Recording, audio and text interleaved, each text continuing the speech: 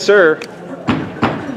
Hi, we're going to call this meeting of the Board of Education to order. If you please rise for the Pledge of Allegiance.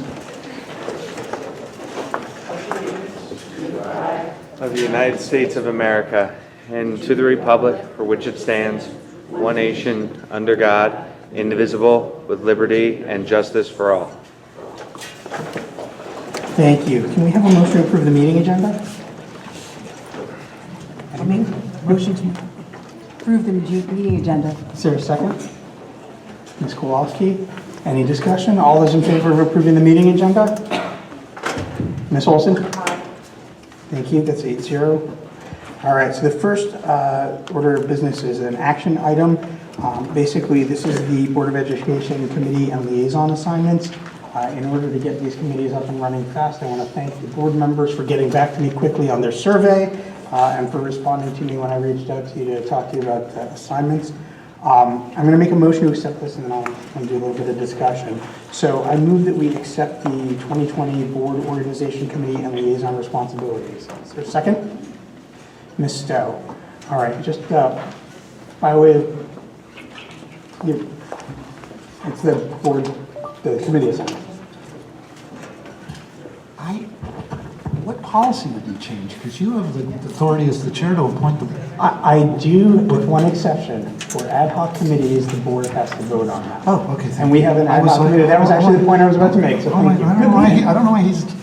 Because you have that authority. Yeah, okay. I do, but I'd like to have a consensus. Yeah, sure, why not? Okay. Oh, well, so the one part of the policy, Peter, you're right, ad hoc committees. So basically, we can appoint ad hoc committees each year as we need them. They shouldn't last longer than a year unless necessary.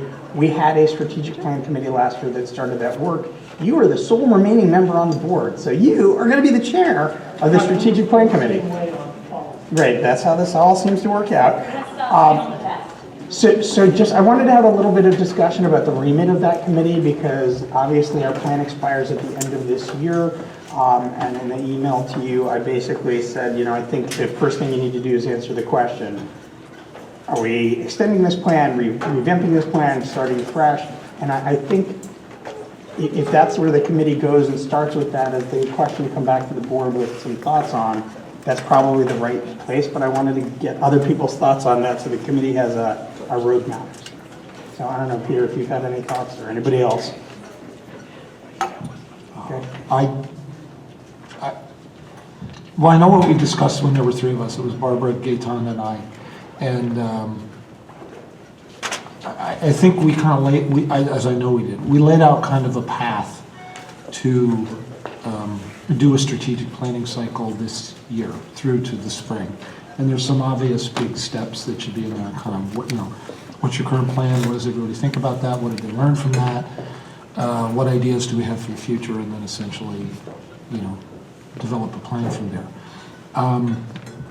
I'm at a little bit of a loss, unfortunately, because I know that Gaetan, we give a lot of input to Gaetan, and then she kind of laid out a calendar, and I was kind of encouraging maybe that the calendar needs to start a little later, because we had some stuff on the agenda because it involves Dr. Jones on his strategy. You can't kind of do your strategy without your organization, or that, in my book, that's a really bad idea. So, but I think what would be really interesting would be to hear from board members. I'd rather take in what board members want to think about, what they want to know, what they want to do, and then maybe just digest that back and try to craft it in a plan that's suitable for the board. Because the committee just exists to support the board, not to do its own thing. So if anybody's got any ideas now, or what? Sorry, that's like kind of like here.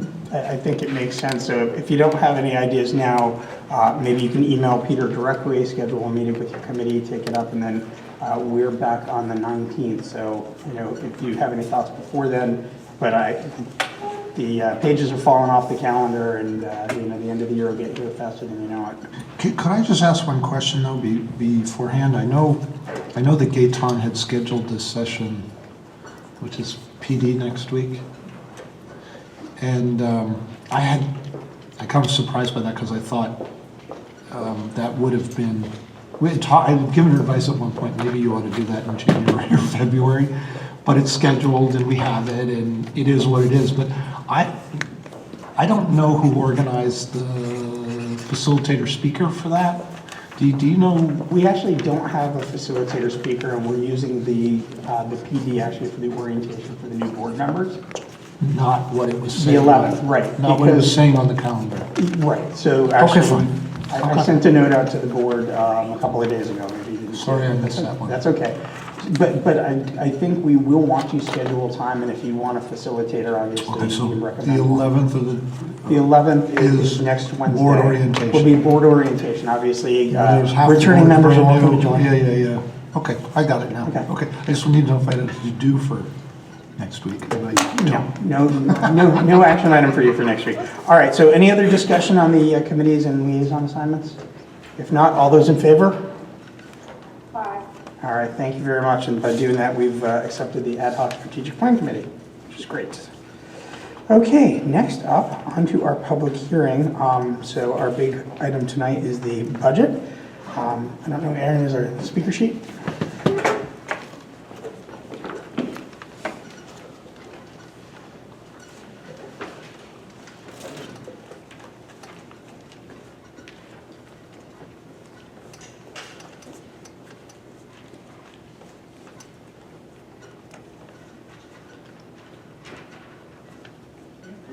All right, we've got a number of speakers signed up.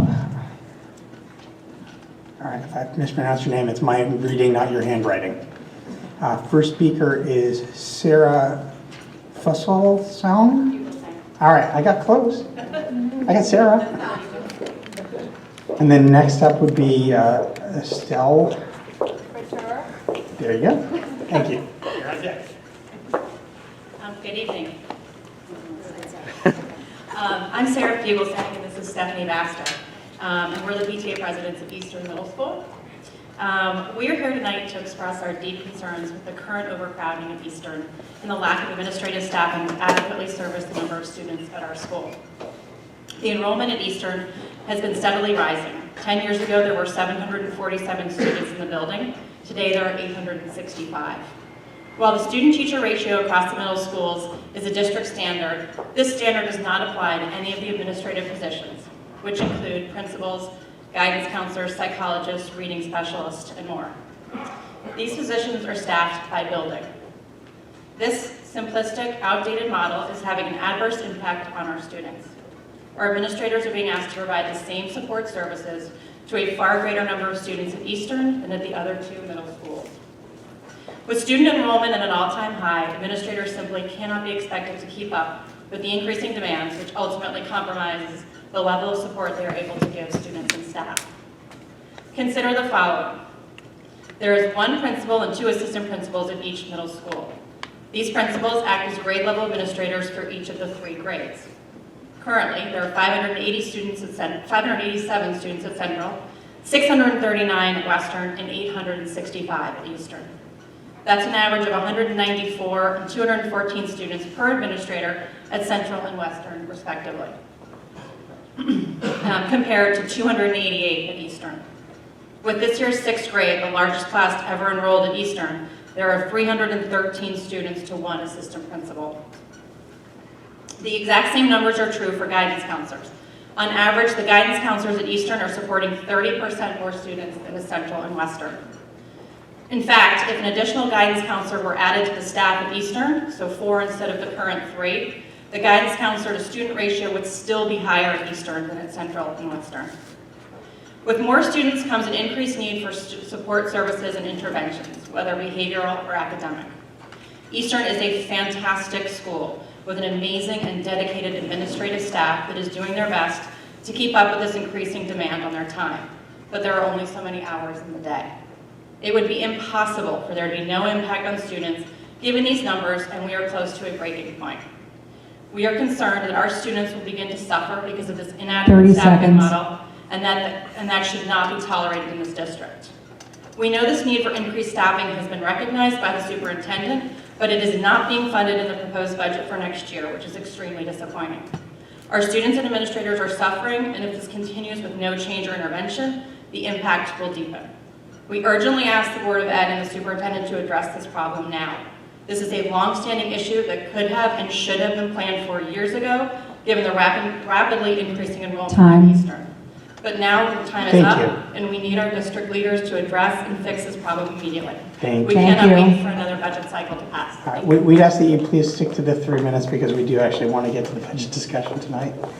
Estelle Guiteau, followed by Anne-Emily Rufiak. Hi, good evening. I'm Estelle Creteur. I'm here tonight as a concerned parent, an annoyed taxpayer, and an observant voter.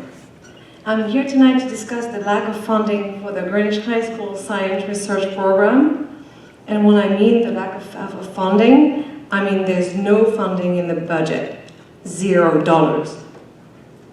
This amazing program truly deserves funding from the Board of Education. And research student from the GHS class of 2020 will tell you why in a minute. These seniors are here tonight, not for themselves. Their college application are in and they're expecting an early decision soon. They're here for the future generation of students. The freshmen, the sophomore, the juniors are coming up, and anybody who has a middle school student going to the high school. They're not asking for $1 million. They're not asking for $100,000. They're just asking for a few $1,000s. Right now, you've given them $0. I would also like to emphasize that the GHS research students are not only talented, extremely talented, but also incredibly humble and generous. And this is why tonight they will not brag to you about the science research lengthy list of accomplishment, but I will. I have a 14-page document of all the prizes won by Greenwich High School Science Research Program since it was created in 2005. I'll give you a quick summary and you can interrupt me or stop me when my time is up. The Intel International Science and Engineering Fair. GHS should be very proud. BOE should support this program because we had 40 ISEP finalists with 8 first place awards, 4 best of category awards, 2 grand prize award winner. We also have finalists and semi-finalists for the Intel Science Talent Search, 29 semi-finalists and 2 finalists. At the National Junior Science and Humanities Symposium, we had 15 national student competitors, and with 3 first place awards, 3 second place awards, and 1 third place. The Davidson Fellows Scholarship is a scholarship given to a few students, a dozen students per year, to extraordinary young people, 18 or under, who have completed a significant piece 30 of work. seconds. We had 5 award winners. I'm talking in the US, we're talking about a dozen students every year. We had 5 award winners.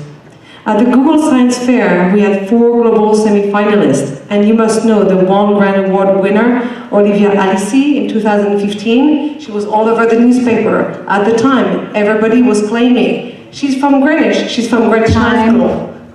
Thank you very much. Please give a few dollars to this program.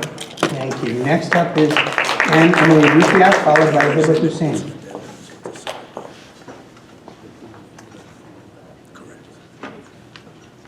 Hello everyone. I'm a senior in the GHS Honours Science Research Program. I'm here tonight because I am concerned about the fate of the program I love so much. In the past, science research received generous funding from the Board of Ed, yet discouraging conditions and red tape made it incredibly difficult to spend. So while this support was instrumental in our work, it was inaccessible. And this year we have no funding. I worry that this change is going to impact the opportunities that our students have. Funding is an increasing concern for us as we have 50 students and 50 different projects. We spend weeks searching for different sellers to find supplies at the lowest prices, and for a lab, if one exists, that will donate equipment to us. Without the resources needed to support our research, we cannot turn our visions into a reality.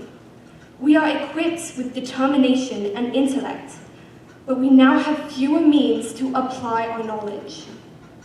Future generations of research students deserve the same opportunities that I had. Through this program, I grew as a student and as an individual. learning so much from my classmates and my research mentor. In this unique research classroom setting, I was free to innovate and explore. Last year, I worked on developing a new kind of solar panel, and I had the opportunity to present my research at the Connecticut Science and Engineering Fair. Some of my inspiring classmates went on to the international science fairs. In fact, many of us are conducting university-level research that brings honor and acclaim to Greenwich High School. But without sufficient funding, we will struggle to continue our nationally recognized work. That is why we, the students of science research, would like to see a change in the proposed budget discussed here today. We ask that the Board of Education create a $10,000 grant for the research program. It would open new horizons for us. It would empower us to change the world one student at a time. Thank you. Thank you very much. So next up is Hiba Hussein, followed by Raina Jain.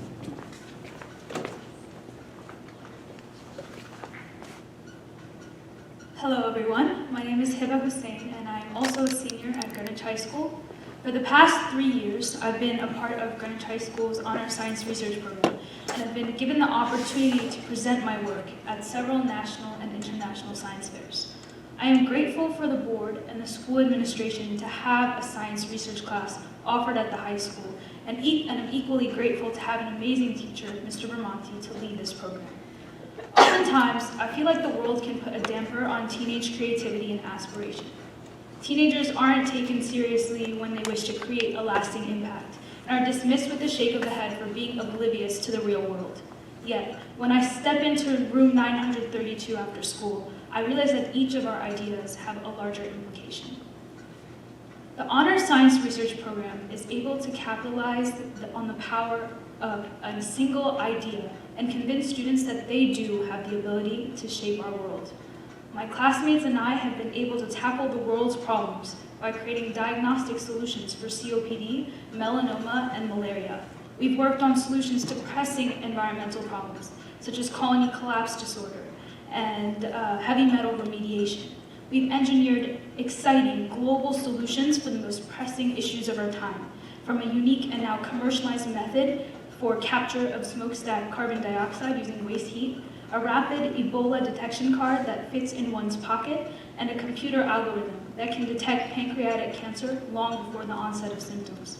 The list goes on, and many of these have been patented and accepted by the greater scientific community. Yet this same program continues to struggle for support by you, the Board of Education.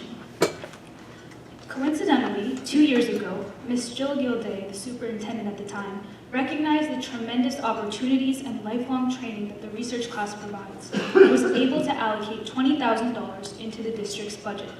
As you can imagine, this was incredibly helpful in buying supplies for our projects, which typically run about $20,000 for the entire class. Unfortunately, these $20,000 were removed from this year's budget, leaving the program without enough resources for the coming year. As a result, research parents were once again asked to personally finance the class. In retrospect, the science research class is a flagship of GHS and brings tremendous positive attention to 30 seconds. For these reasons, I would like to request the members of the Board of Education to reconsider the allotment of funding for this program. Thank you for giving me the opportunity today to speak. Thank you very much. So the next speaker is Raina Jain, followed by Bevan Talbot.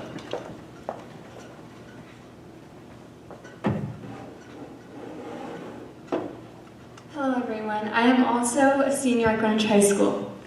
I was always an average student who was shy and so afraid to say anything before coming to the science research program run by Andrew Bramante.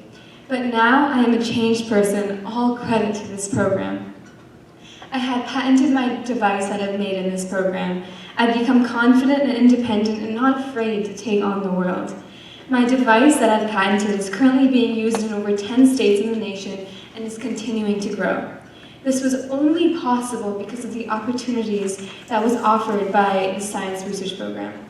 I've traveled around the nation delivering presentations and attending science fairs talking to judges who were experts in their field, explaining my project, and sometimes even countering them.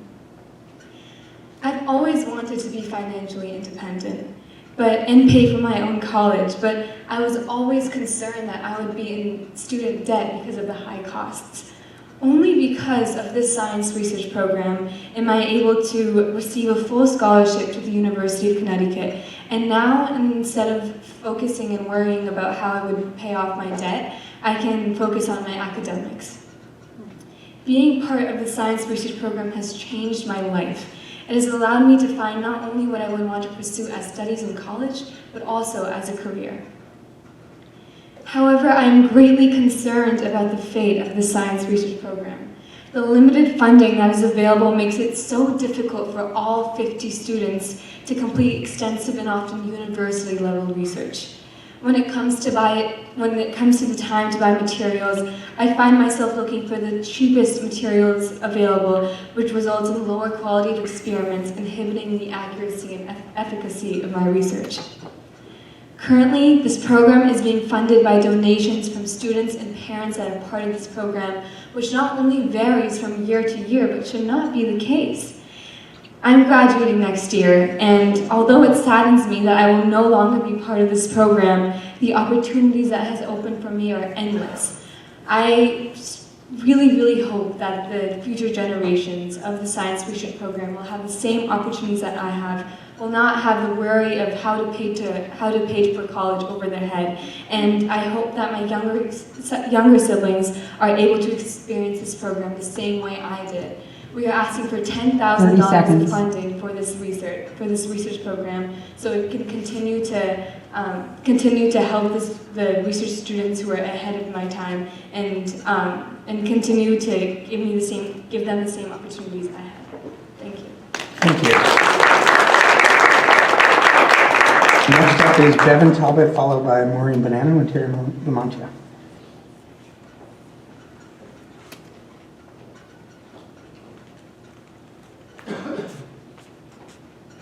Superintendent Jones, members of the board, good evening and thank you for your time.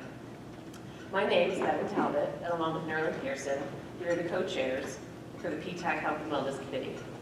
On behalf of our committee, tonight I'm here to voice our support for the reusable foodware proposal.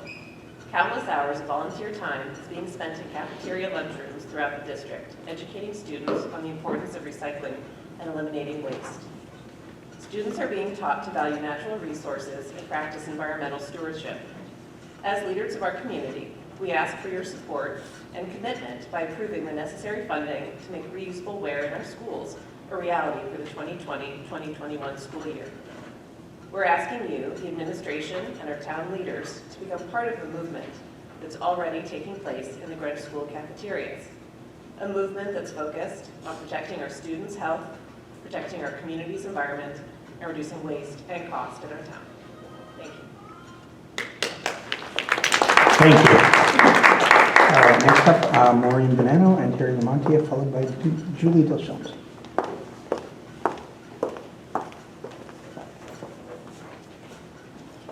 Good evening, Chairman Bernstein, Superintendent Jones, board members, cabinet members, and guests. I'm Maureen Bonanno, and this is Terry Lamontia, and we are co-presidents of the Greenwich High School PTA. Thank you for this opportunity to speak on the superintendent's proposed budget. We strongly support the funding of an alternative site for Windrose. The Windrose students deserve to have the best possible learning environment for their success, and an off-site location is ideal. Speaking of success, we are very concerned about keeping staffing levels flat at GHS, as we believe this will negatively impact the success of our students. Class size matters. Having over 50 sections with over 27 students is not acceptable. With growing capacity and the increasing the graduation requirements, the student-teacher ratio will impact learning and ultimately academic achievement at Greenwich High School. And it's not just student ratio and class size, it's student support. The guidance counselors, assistant deans, social workers, everyone involved give so much support to our students and are critical to their success, but they are all overloaded. High school is such a stressful time for our students with more pressure than ever, and we need to give our students ample resources to succeed, and we urge you to give careful thought as to how to address these issues. We also are concerned about the science research program, but I think you've heard a lot about that tonight, so we'll just go on. So we also continue to support capital expenditures at Greenwich High School. Making the Greenwich High School entranceway safe and secure remains a top priority for our parents. We hope to see it remain a top priority throughout the remainder of the budget process, and that everyone involved will ensure that this project moves forward as efficiently as possible. And we continue to support the proposed Cardinal Field improvements to make it a safer and more accessible and inviting facility. We're all here to support our Greenwich students, and we hope you will consider supporting the original budget proposed by the superintendent. Any reductions to this budget will have a negative impact on our progress we've made this far in achieving the goals outlined in the strategic plan. Again, thank you for the opportunity to speak, and happy holidays. Thank you. All right, so next up is Julie Deschamps, followed by Janine Bear-Guess.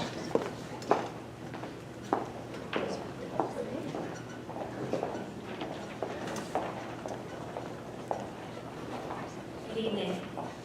As a volunteer in our district cafeterias over the years, I've witnessed the massive amount of waste generated in the lunchrooms from disposables. I've seen how students are taught that it's acceptable to squander resources and add to the waste stream unnecessarily. I've also discovered that taxpayers' dollars could be spent more responsibly. It costs over $100,000 to purchase and dispose of these single-use wares in district cafeterias each year. There is a better way, a system that employs reusable trays and utensils using a central dishwashing model. 2 plans have been put before you. The initial proposal for dishwashers at each school has many challenges and unforeseen costs like space limitations, costly asbestos remediation, and increased labor.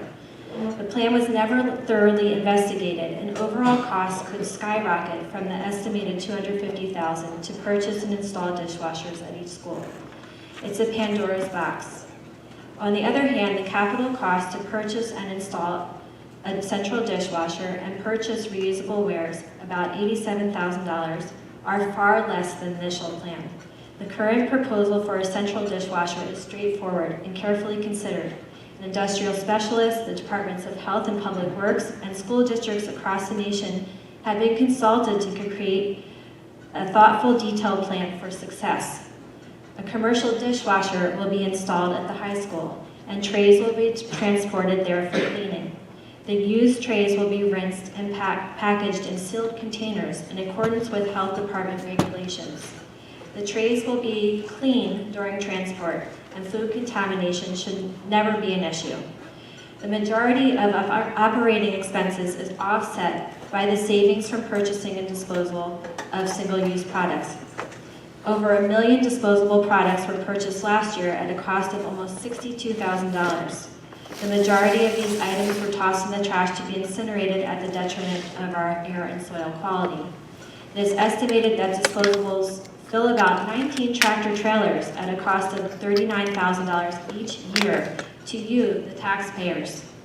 The bulk of the operating costs and the central dishwashing system is labor, dishwashers and monitors critical to the success of the initiative. The district would be investing in the community, in people, 30 seconds. rather than the purchasing and disposal of single-use wares that are used for minutes and tossed in the garbage. That is a far better and more responsible use of taxpayers' money. Like all of us here tonight in the audience wearing these stickers, I urge you to study the proposal for to make an informed decision and support the proposal for a reusable ware system with a central dishwasher. This is the most responsible solution for the budget, the environment, and our children's education. Time. Thank you. All right, next up is Janine Bear-Guess, followed by Sally Davies. Mr. Bernstein, with due respect, I would just repeat the same thing as Julie said, so thank you. Thank you for letting us know that. All right, so next up is Sally Davies, followed by Harriet Yorn.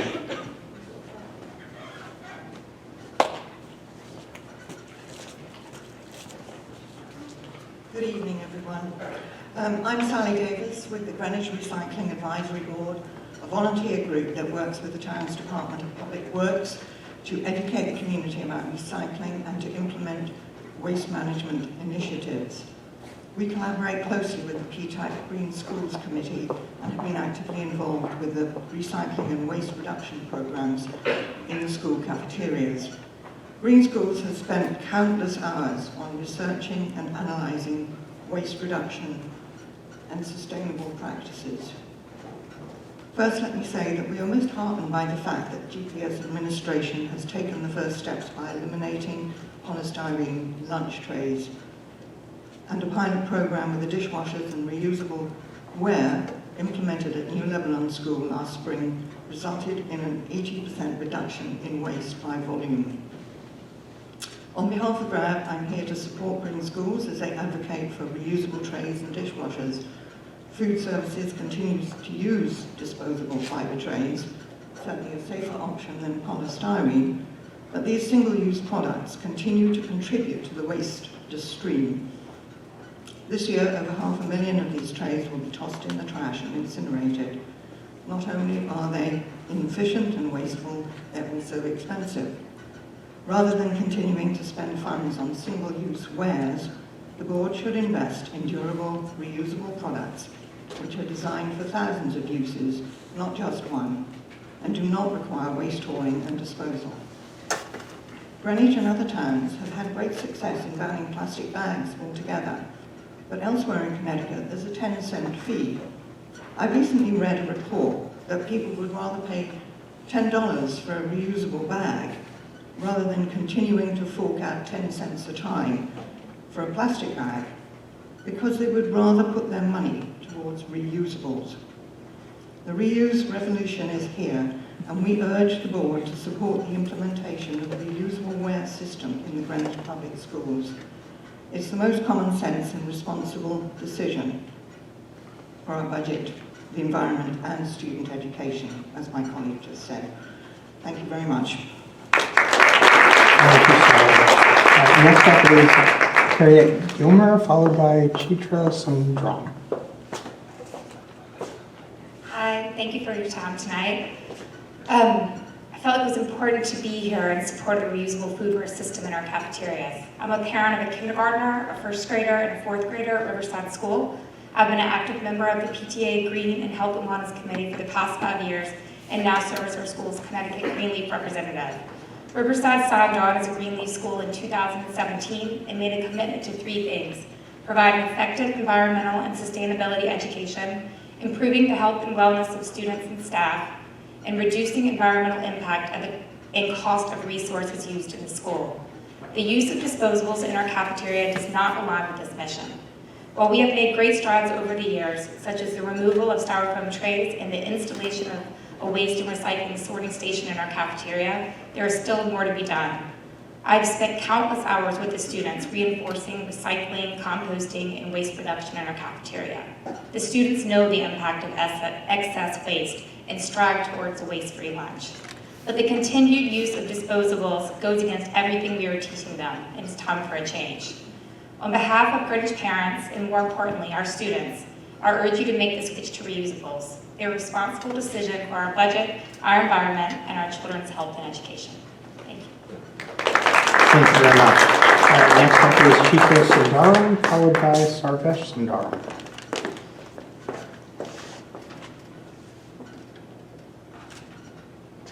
Thank you. Good evening. I'm a parent with 2 students, one past and one present, in the Honor Science Research Program at Greenwich High. I'm here to ask you, please, to reinstate funding for this amazing program. My kids are very different students. My daughter, who's now a sophomore at MIT, was a winner of several state, national, and international fairs through her years. My son, who's a current junior, is an animator, but he seeks to study the intersection of technology and art. And they can both achieve their very diverse goals through this wonderful program and the mentorship of Mr. Bramante. So we're just really shocked to hear both that it got cancelled in the current year and is not even appearing in the budget in the year to come. Now, I know that sports recruitment in arts is very much a topic that captures the imagination of the news media, but the students who excel at HSR, as we like to call it, are the inventors and the job creators of our future economy, and they give weight to our claims of being a top-flight K-12 school district. past students like my daughter, Shobhi Prasandaram, valedictorians like William Yin and Michelle Wu, and then the current students here like Hiba, Melissa, who's not here, and Reina and others. They're just some of the stellar students that are currently in or have graduated from the program. And their achievements bring brand equity to our school district, just as our illustrious media and sports alumni. Their placement at some of the top universities in the countries and all non-legacy admissions is why young families choose to come to stay in Greenwich. So why would the BOE repay the tremendous value of the program by cutting and eliminating funding for it in its budget? Are talented and gifted students not welcome in the school district? Is that what we're trying to say? And importantly, HSR is not just for gifted and talented students. The whole point of HSR is that it introduces students to a new way of thinking and studying. So why would the school not want to, or this district, sorry, not want to support that? Our goal for the district should be to develop the knowledge workers of the future. And surely that means the ability to apply scientific methods to science and non-science questions. That's exactly what they learn and the skills they take away from HSR. So in a nutshell, we're asking you to please reinstate the funding for this program and to make 30 a commitment seconds. to hold it for the future years. All the students, past, present, and future, will thank you for this commitment. And we should not have to fight for the allocation of dollars to programs that are working, for programs that are building the knowledge workers for the future. Thank you. Next up is Sarvesh Shangaram, followed by Cricket Diamond.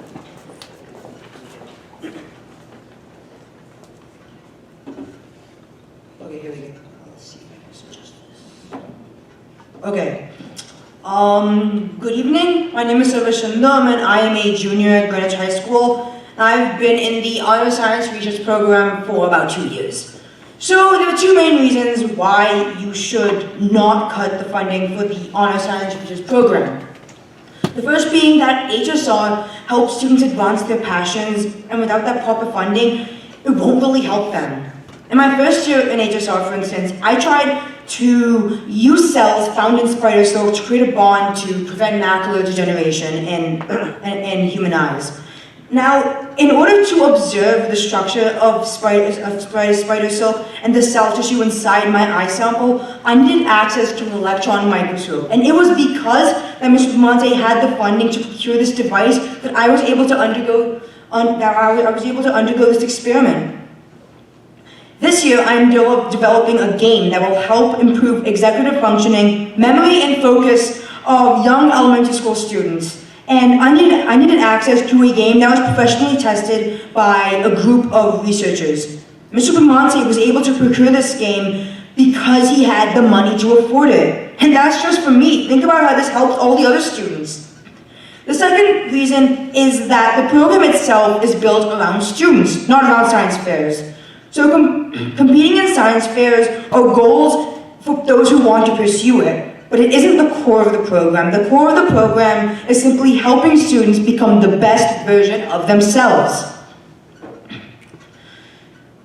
Basically, by helping these students now and by giving them the funding for their research, you are helping them, you are helping their brains grow and thrive. And you are helping them explore different areas of science and use what they have found to help the world. I mean, think about it. Because of your funding, a girl found a way to detect Ebola early. Because of your funding, another girl found a way to detect Alzheimer's early. Because of your funding, many more students can go to revolutionize different areas of science and help make this world a better place. Now, let's think. What is the alternative? You could either spend this money helping kids pursue their passions, enlighten themselves, and bring glory to GHS, or you could spend it on other projects. And let's face it, you have not made good decisions with money before. For instance, let's take the new desk for GHS before. 30 seconds. You spent over $100,000 on new tables and chairs for less than half the school. Now, no one would come to GHS if they only had good furniture and ineffective academic programs. It's like giving a sick person new clothes, but not treatment. This is your chance to prove to the entire district that you care about something more than the vanity of schools. This is your chance to prove to the entire district that you care what That's happens to time. our education. Thank you very much. Thank you for your We appreciate your passion. Next up is Cricket Diamond. Cricket's the last Before group that Cricket signed up says for something, fish. that's an awesome sweater, dude. I was looking for it online. So Cricket's our last speaker that signed up. If there's anybody else that would like to address the board, I'd ask that you just line up over on the side so we can keep us moving. Thank you. Good evening. My name is Cricket Diamond, and I am the president of Greenwich PTA Council. We look forward to your analysis of the superintendent's budget proposal this evening. We thank you for involving PTAC and the PTAs in these discussions, and we ask you to incorporate our input throughout your deliberations. Starting with the capital budget, PTAC supports funding the GHS entryway feasibility study and the feasibility study for OG, as well as to continue to fund JC and the other capital improvements put forward. It is critical to ensure that our school facilities are more safe and become ADA accessible, and all 15 Greenwich schools receive the maintenance and renovations needed to be appropriate and healthy learning environments. Thinking long-term, we believe the board and the district need to seriously consider the implications of the enrollment projection study reviewed in November. Note, we endorsed the GHS entryway study as opposed to the media center study, as the projected population bubble will probably have passed by the time any actions can be taken. This is recognized in the capital budget revisions. Moving on to the operating budget, our primary concern is making sure that there are sufficient resources available at the school level, devoted to each individual student and providing the appropriate atmosphere, both physical and social, emotional, for all learning to be its most rigorous. We support efforts to ensure successful implementation of personalized learning, including increased teacher training and curriculum development for all levels. We support efforts to increase achievement for all students. We believe that all of these priorities, safe and healthy learning environments, personalized learning, and student achievement, involve additional parent participation, require increased resources for families, and call for improved home-school connections. PTA Council is grateful for your consideration. We look forward to working with you, and thank you. Thank you. All right, so for our remaining speakers, I would remind you that you're limited to 3 minutes, Carol. Please introduce yourself so that we can have you on the record. My screen has to come up. I'm Carol Sutton, and I'm the president of Greenwich Education Association, which includes 900 teachers. And I will be brief. A month ago, Dr. Jones presented a budget that was 0.31% above the BET's 2% guideline. And you directed her to find a way to hit the mark. I'm certain that she and her team did just as you asked. Even as expenditures that would make a real difference to our students were already off the table and not even in the proposal. And I won't go into detail, I mentioned these at the last board meeting, but what is not in the budget is additional social workers at the elementary school. An additional guidance counselor, support staff, or administration for Eastern's disproportionately large student body, which the Eastern PTA leaders spoke about so well. Full funding of Greenwich High School's assistant deans. Cricket mentioned professional development. The budget was cut for that last year and was not reinstated. And it goes on. And I have to think it must be heart-wrenching for Dr. Jones and the board to put forth a budget that on some level they know is not adequate, regardless of the price tag. On Tuesday, I attended a Q&A session with a parent group and Dr. Jones. And a sampling of the questions they asked, they said, Dr. Jones, are you going to add staff? Dr. Jones, are all teachers and staff members who work with our students adequately trained for the challenges they present? Dr. Jones, is there an alternative to outplacement for children for whom inclusion doesn't work? If I had been called on, which I wasn't participating in that way, I would have said, you know, citizens, parents, you're looking for answers from the wrong people. Because without funds, Dr. Jones has no power to create the optimum conditions for teaching and learning in this district. And Board of Ed, neither do you. This is because building and sustaining a world-class public education system that works for every student is neither achievable nor sustainable in this town under the current 2% and make it work funding model. 30 seconds. There is no bang for the buck without the bucks. And only the BET and the RTM can provide them.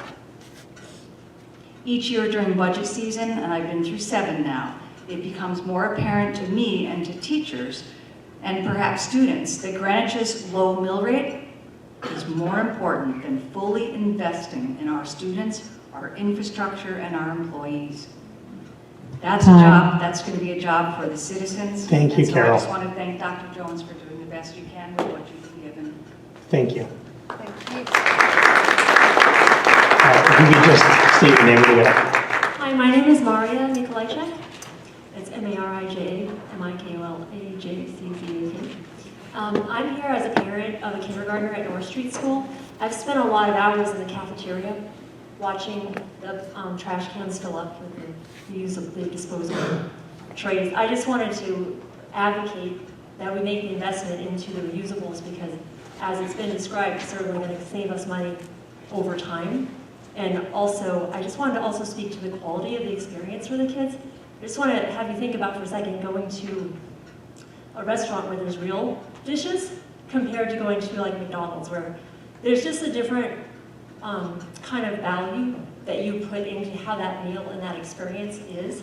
And that's why people, basically would pay less at a place that has the trash that you throw out. So just to make that additional argument to you that having the kids, it's like more respect for them, that there's something that's washable and reusable. So I just wanted to add that, and thank you for all of your service to the town. Thank you very much. All right, if there's no one else that wishes to address the board, we are going to move on to our budget report. Dr. Jones. Thank you. I might just start out by just addressing a couple of the public comments that were made so people know what is in the budget.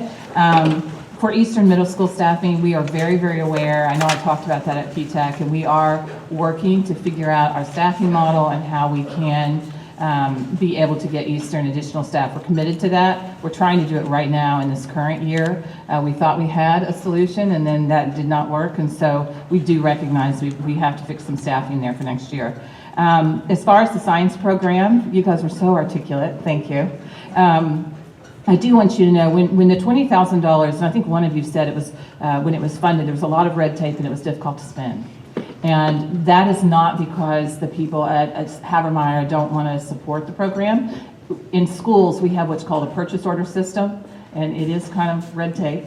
But in your program, from what Mr. Bermonti has said, you need kind of instant access to be able to just go to the store. That was problematic with the $20,000, so he ended up buying equipment that year instead.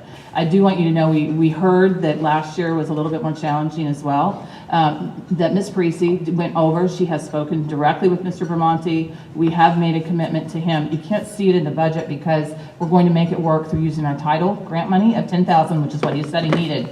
But I can't promise the red tape piece is solved yet. We're going to continue to work on that, but we know how important the program is. I just want you to know, again, we've made that personal reach out to Mr. Bermonti, and we've made that commitment.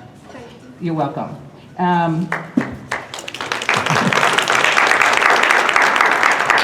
And I think for Windrose, someone spoke on that. Again, that is in the budget to be able to continue with an offsite. We have built that in. We know how important that is. We hope to have a contract for consideration coming before the board, because for us to rent a new facility, it has to go all the way through our TM process, we've been told.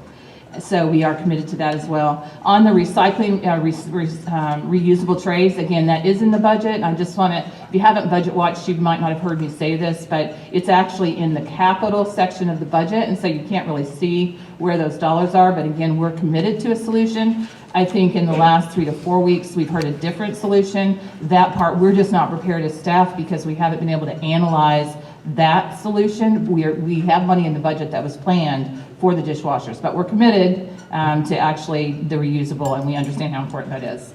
I think those are the public comment items. Did you want to talk through the Q&A responses, the other documents?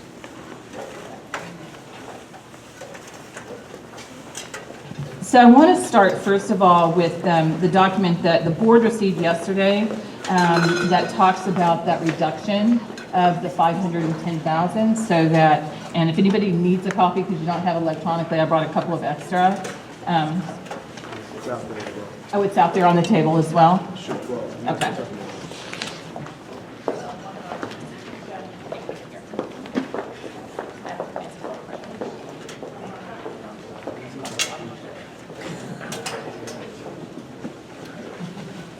So after our budget committee met, and we were looking at how could we get the budget from that 2.31 to 2%, that was an equivalent of $510,000. So on the top of this sheet on the right, you're seeing that 510.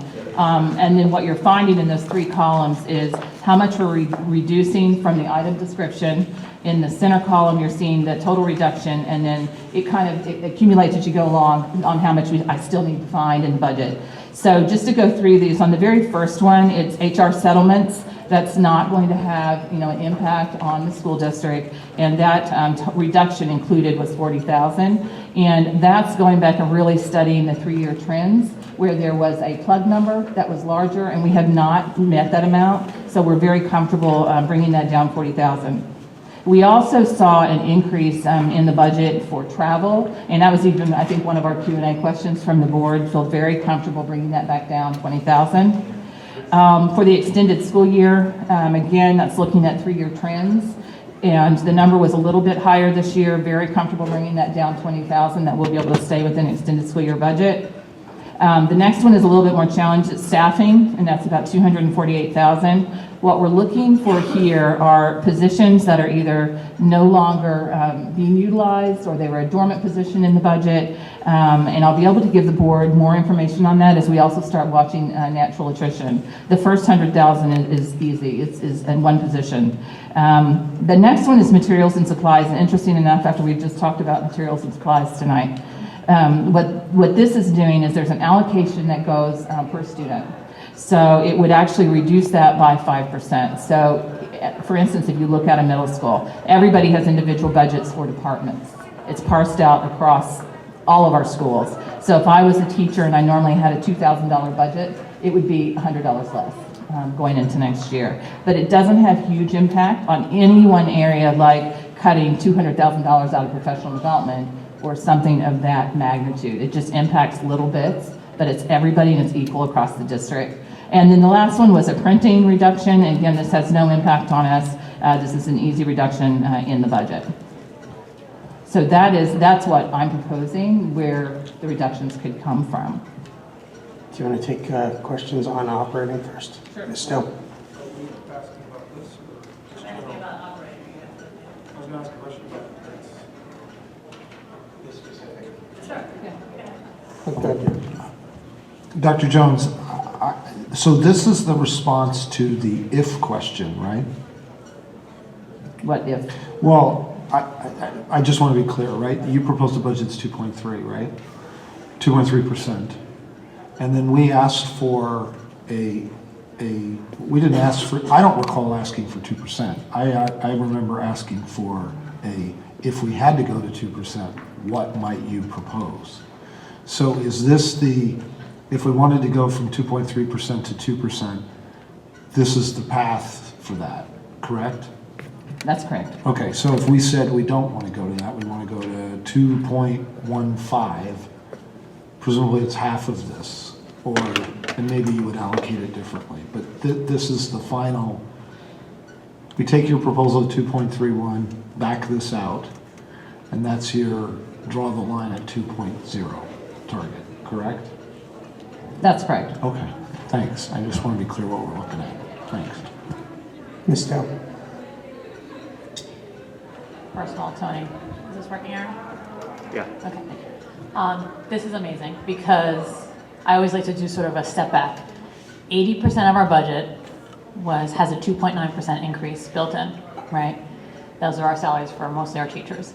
Then 6% of our budget is transportation, and that had a 2.6% contractual increase this year. So 85% of your budget was high 2%, and you started us with 2.3, and you somehow managed to at least give us a proposal for getting down to 2. So for a second, I just think we should sort of applaud you for doing that, because there's not much to work with here. But so we will keep going, of course, in spite of all that.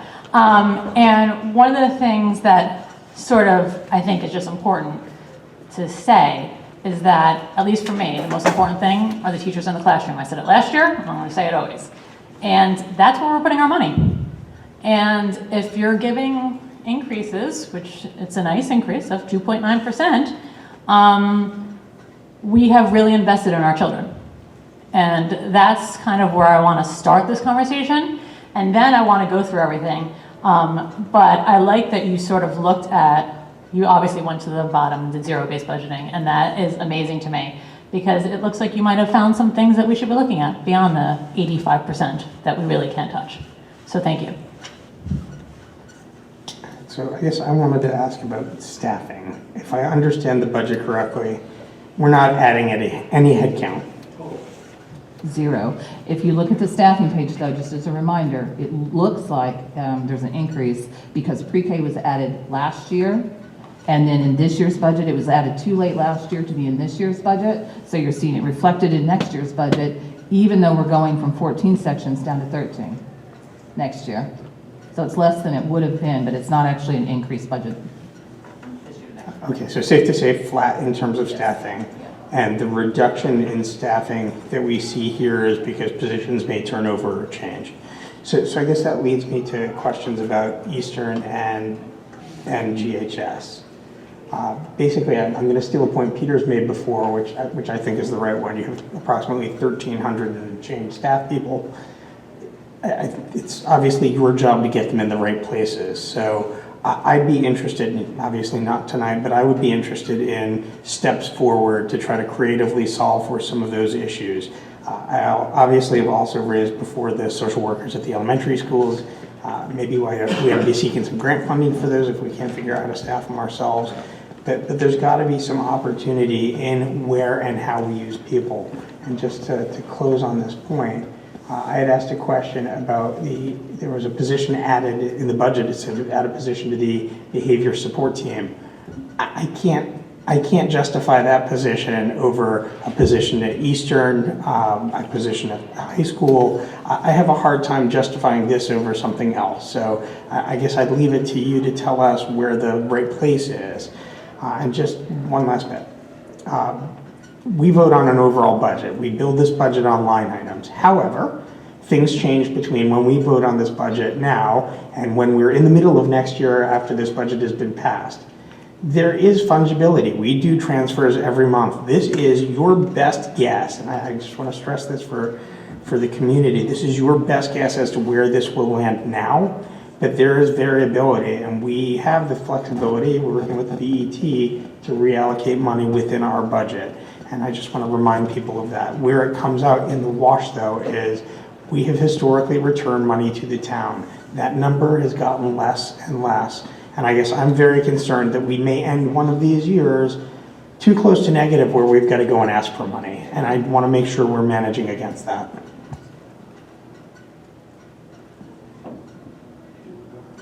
Ms. Down.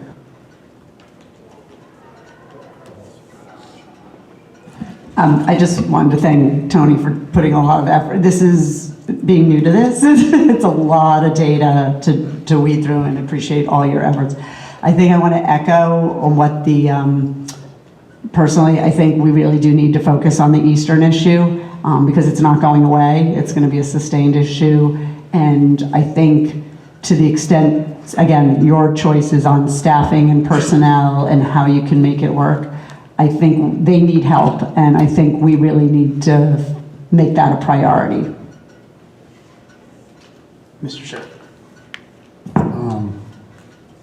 Tony, I have some questions and then probably some things to emphasize. By the way, thank you for answering these questions. It helps take headlines and turn them into real things.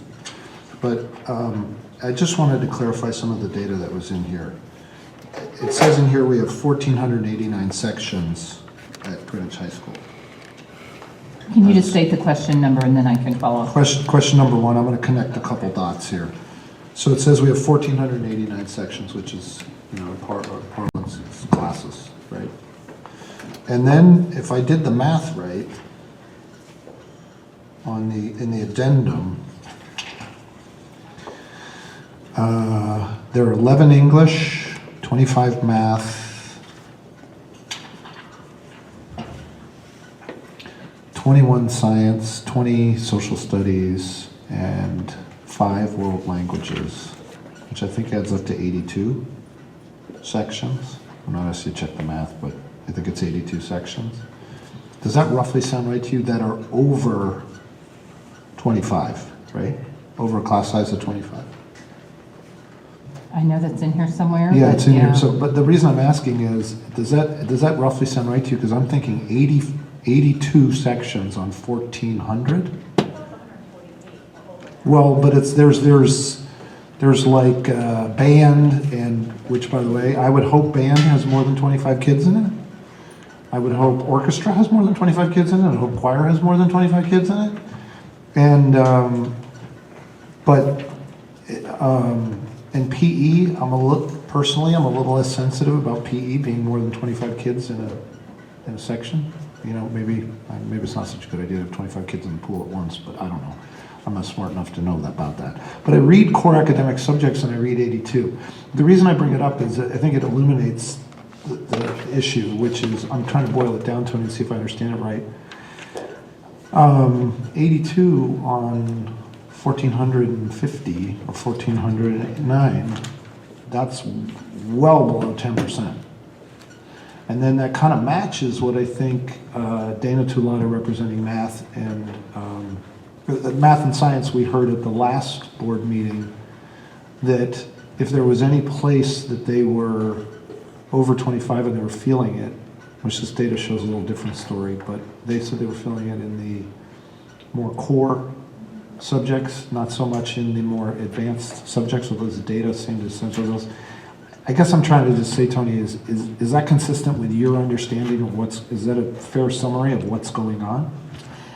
Yes, after the last meeting, I went back and then had them extract, for instance, all the AP classes out of the class size so that I could see where the smaller sections were, where the larger sections were.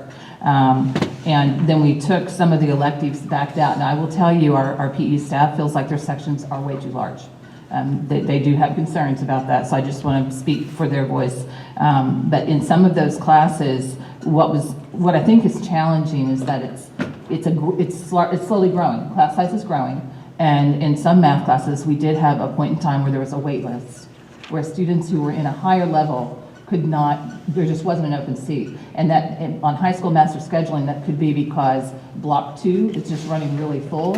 Because in order to be in math block 2 and to get orchestra or something else, that's the only block. And so that's what happens with class size, where they're not necessarily balanced, and then you don't have the seats without a student giving up something else in their schedule. The reason I'm asking the question is I've been doing this long enough, and maybe I'm wrong, is Mr. Bernstein's right, and he says, we can move stuff around. But the reality of it is, when it comes to the people and who's going to be in what job next year, that die kind of gets cast now. Even though I know, you're still getting your arms around everything, working day and night, trying to evaluate everything. But I'm wondering if we shouldn't, I guess as my colleagues, if there's any, signaling we want to send to say, hey, you need to outlet. We need to somehow move staff, like one more person in English to pick up a bunch of sections, one more person in science to pick up a bunch of sections, one more person in math to pick up a bunch of sections, and signal that to you so that you can think about, okay, where's it going to come from and where's it going to move from and to. I know we have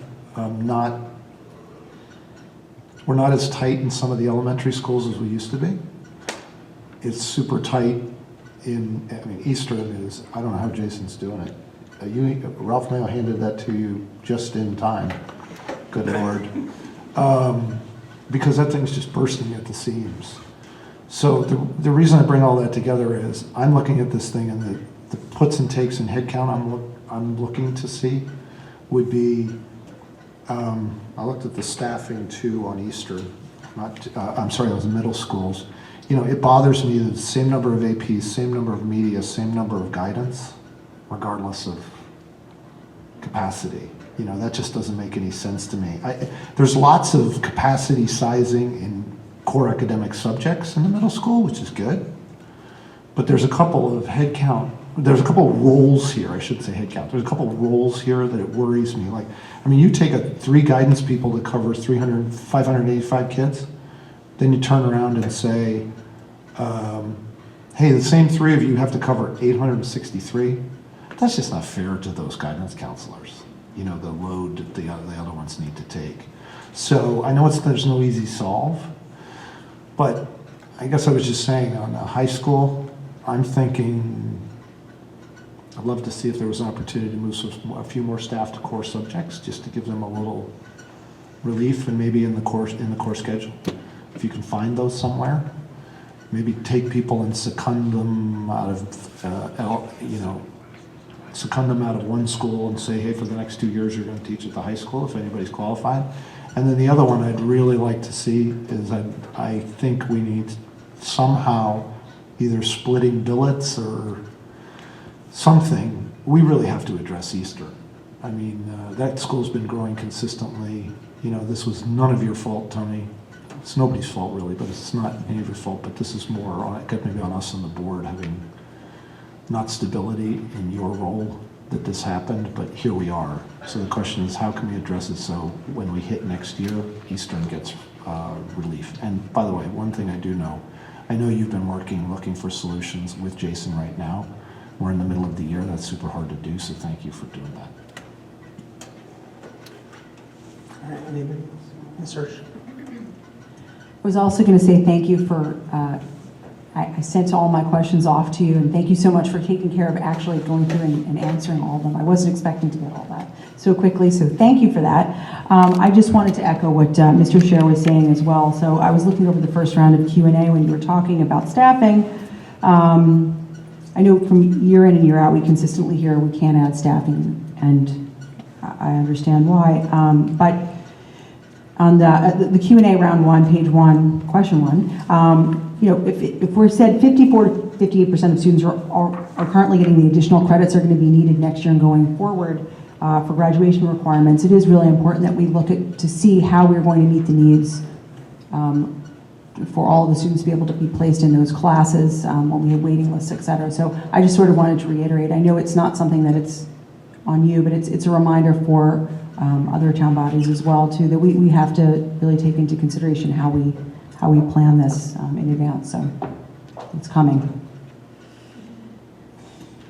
Ms. Stowe? On question 48, this wasn't my question, but I was going through it, and it was an interesting question, whoever asked it, because this obviously is getting to benefit packages. And I now have to ask whoever put it out there, why are these, I guess, why do we have people at 0.7, 0.8, or how do we reallocate that? Because if we're already paying for the benefits, I'd like to not have a bunch of people at 0.6 with benefits. I'd rather have people either at 0.4, and a few of them, or 54. I know it's not in our budget, but I'm a taxpayer. And the other thing is, or can you do 54 times, you know, could we make that a little bit of a full-time equivalent, different number? Yeah, I'll take a stab at it, and then Okay. if the staff want to jump in, feel free. But part of the challenge is, let's say we need a 0.6 at one building and a 0.6 at another.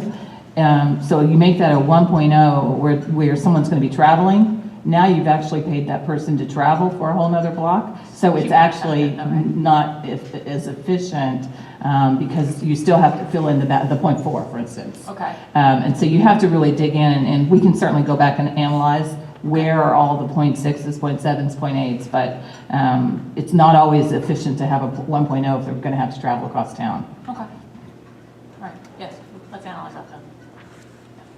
Other questions? Yes, while we're on it, oh, go ahead, Ms. Olson.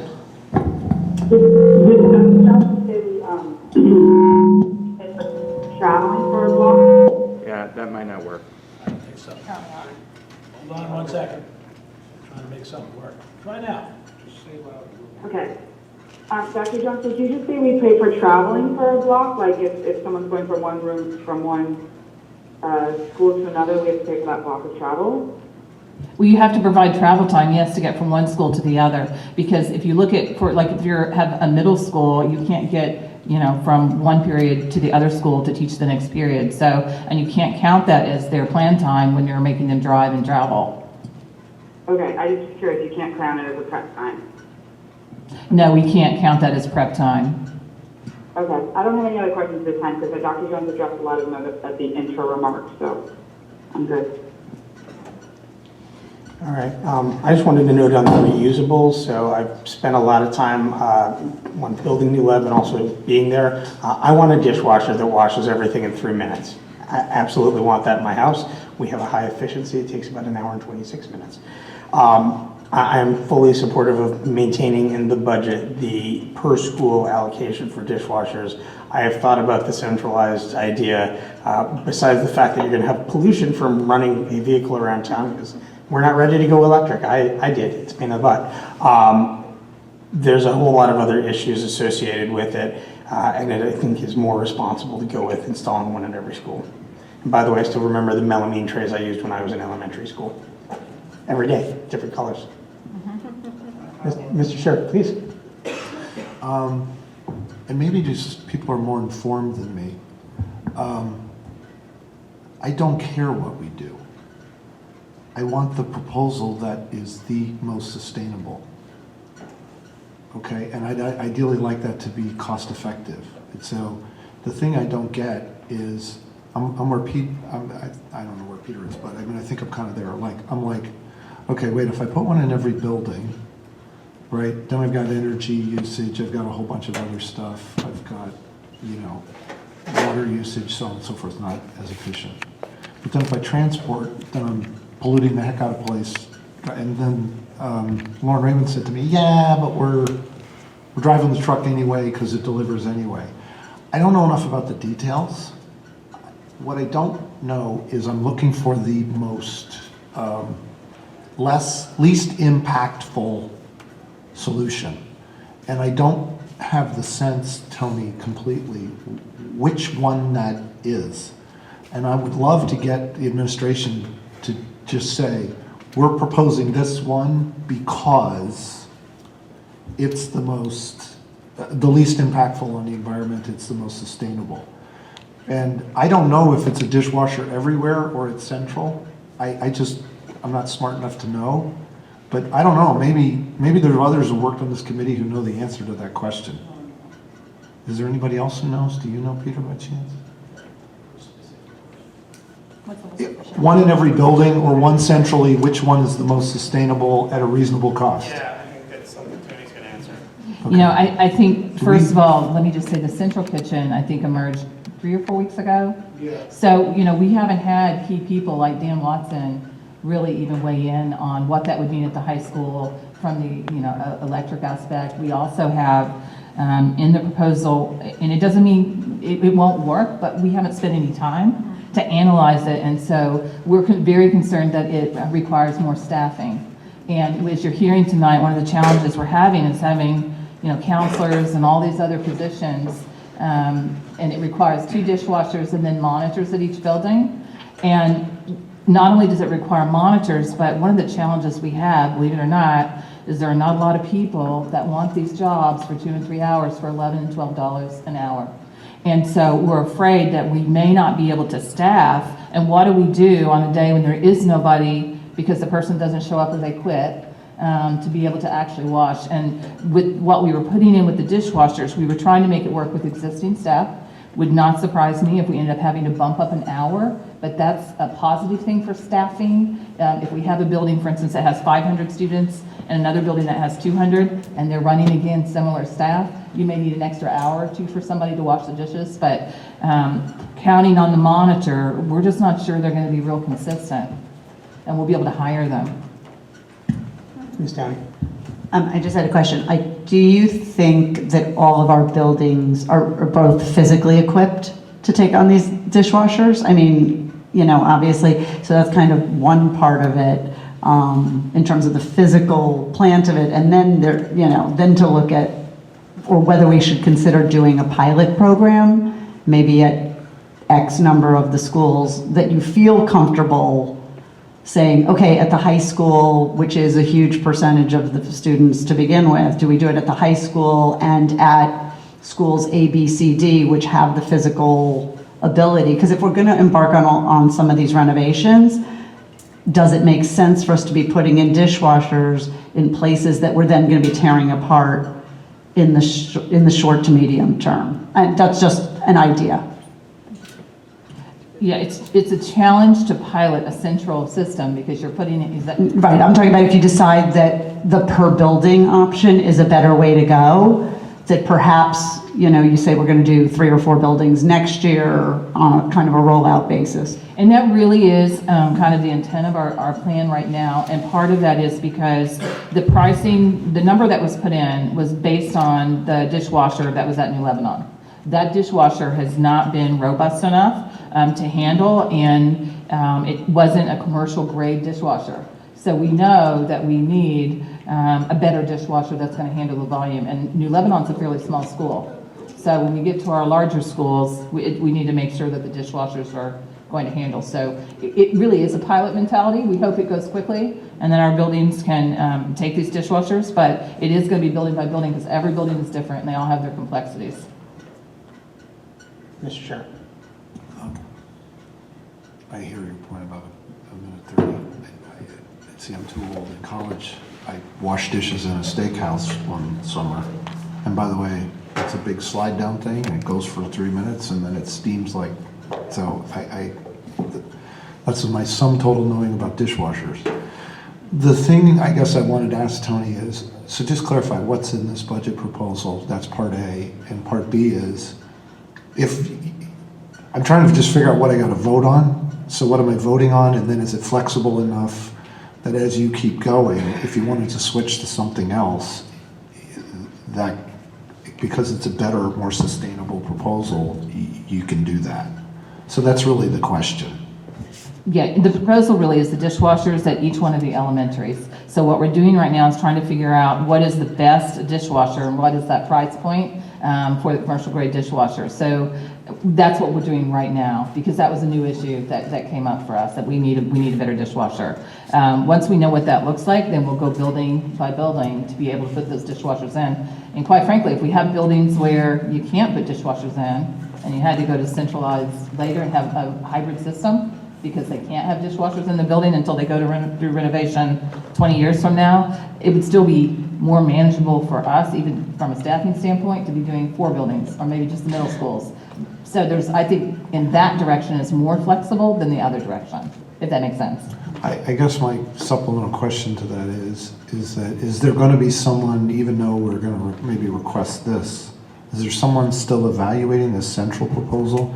Because the other thing that's running through my head is, as we go to food services and look at options there and so on and so forth, I hate to say this is going to freak people out. You might wind up with a central kitchen solution. So if you wind up with a central kitchen solution, right, then maybe this makes this more palatable. I worry about making the small point decisions that then close off other decisions that this food services committee was working on, and I believe they continue to have to work on. That's the part that's bugging me a little bit, is I don't want to close off options prematurely. Yeah, and I think we're not saying we're going to close them off. We're telling you what we put in the budget, what we planned, which is what we talked about last year. We will certainly continue to talk about it, but we literally just got the proposal recently, so we haven't done any work on it. I will say though, when you talk about a central kitchen, I have experience where, I opened a new elementary school. I happened to be the principal, and there was no kitchen the first year, and I have multiple experiences with this.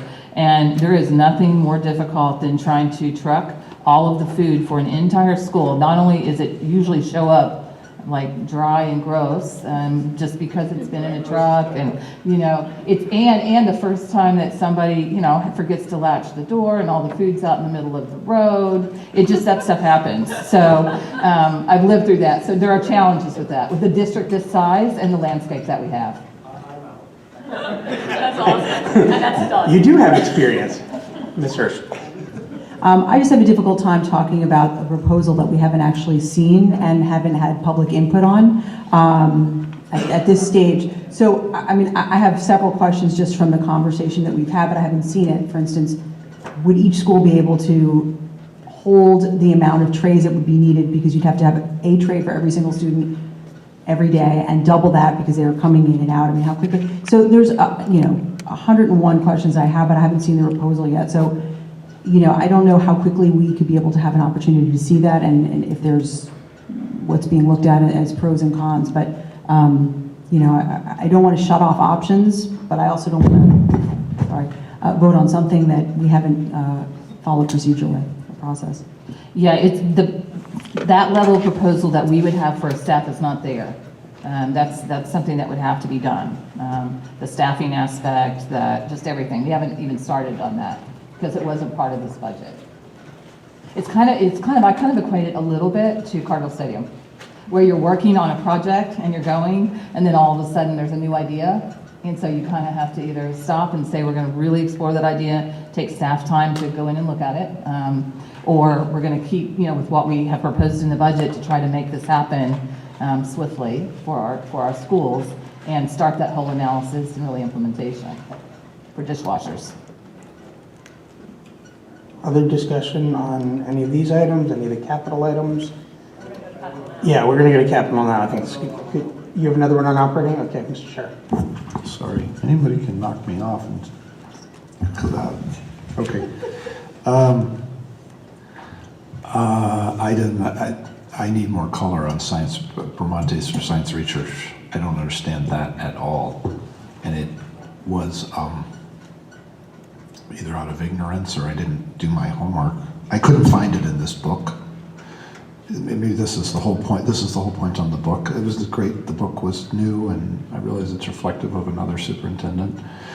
But I was used to program, building, and I can find the crosswalk. This one doesn't quite do that. So maybe next year we can go back to that, because it would be more obvious. By the way, we used to do it that way too. But anyway, so I didn't notice that there was this cut that is alleged. So can you illuminate that? Because I really want to understand that. Yeah, I don't believe that there was a cut. Well, let me just say, it's the eyes of the beholder. So here's my understanding is that 2 years ago, they wanted to put some money towards the program. $20,000 was put in the budget, but it's kind of what I said before. It was very difficult to spend because they need to run out to, I don't know, Hobby Lobby or, you know, wherever, and just be able to buy things kind of on the fly, and you can't do that with school money. We're not allowed to have, well, this is unusual for a district where even your superintendent doesn't have an Amex card. So usually you would have your headmaster, somebody has a card, so that if you need those emergency expenses, you go and you get them, and then you turn your receipts in, so that, you know, it's legitimate and they know the expenses there. We don't have that flexibility, and it's very difficult when they don't really know what they need for these projects as they're developing, and so you can't pre-order your supplies from like a school warehouse. So that's part of the challenge with that. So they ended up buying, which the young man, I think, responded to a piece of equipment, and that's why they spent it that way, because they're having trouble spending it. So it was not in the budget for this year, and it's not in the budget for next year in that way. What we're looking at is taking our title grants are not written until the very beginning of the year. And there is some money in title that we can use in a particular way to be able to get him $10,000 for expenses for his program. I still think the red tape is going to be a challenge, and we're going to have to continue to problem solve that. Some districts allow like gift cards, you know, but it's much tighter here, even the way that we do, our professional development reimbursements. Ms. Kowalski. So maybe somebody else knows the answer to this, but I'm new. Why do we have that red tape? Why isn't there an Amex card where we can go out and you have expenses and you show the receipt and get reimbursed? why don't we have that? Have you had experience in other districts where they do have that? And then why can't we make that change here? That's a town of Greenwich process, so that would be changing how the town operates, bigger discussion. And I guess we'll talk to our friends at the BET, who might be in the room. But, Mr. Chair. but hold on a second, okay, because I think the Board of Education has, I mean, we just went through this summer, right? You know, everybody kept pointing to the town of Greenwich's procurement processes, but that turned out to be completely false and bogus. It turned out that we had our own procurement processes. They were written so they were in alignment. If you talk to the town administrator, the town manager, Ben Brannion, who happened to be the chief financial officer of the school district before he was on that one, he said those two things are, the Board of Ed has its own policy and its own procedure. Now by custom, we have aligned those, but they're not on our approval path for sign off. Their procurement department doesn't sign off on stuff. That was one of those things we thought this year, but it turned out to be bogus and not true. So I guess I'm just saying, I don't like people running around with corporate Amex cards, right? It works in a corporate environment. It has other implications in a public environment. But at the same time, using these as vehicles with which to streamline procurement. I mean, the idea of writing purchase orders for small dollar stuff is like dark ages. It's just inefficient. So I'd like to understand that. But coming back to the science research, I mean, here's the thing that's concerning me. I'm going back to this thing, and I know, Tony, I'm going to torture you on it, and I know you're going to say, oh my God, I never should have written that.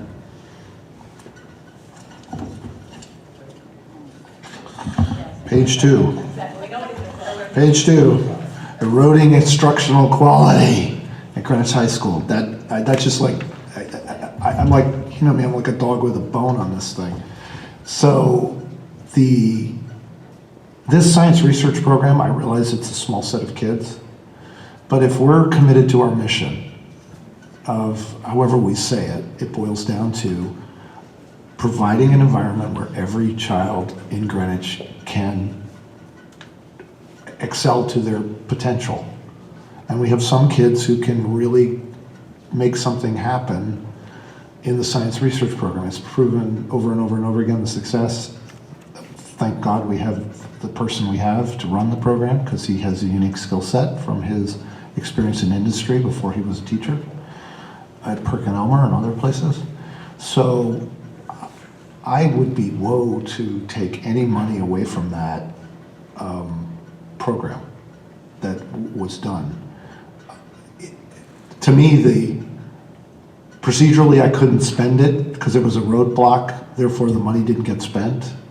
Therefore, you know, don't give them money they can't spend.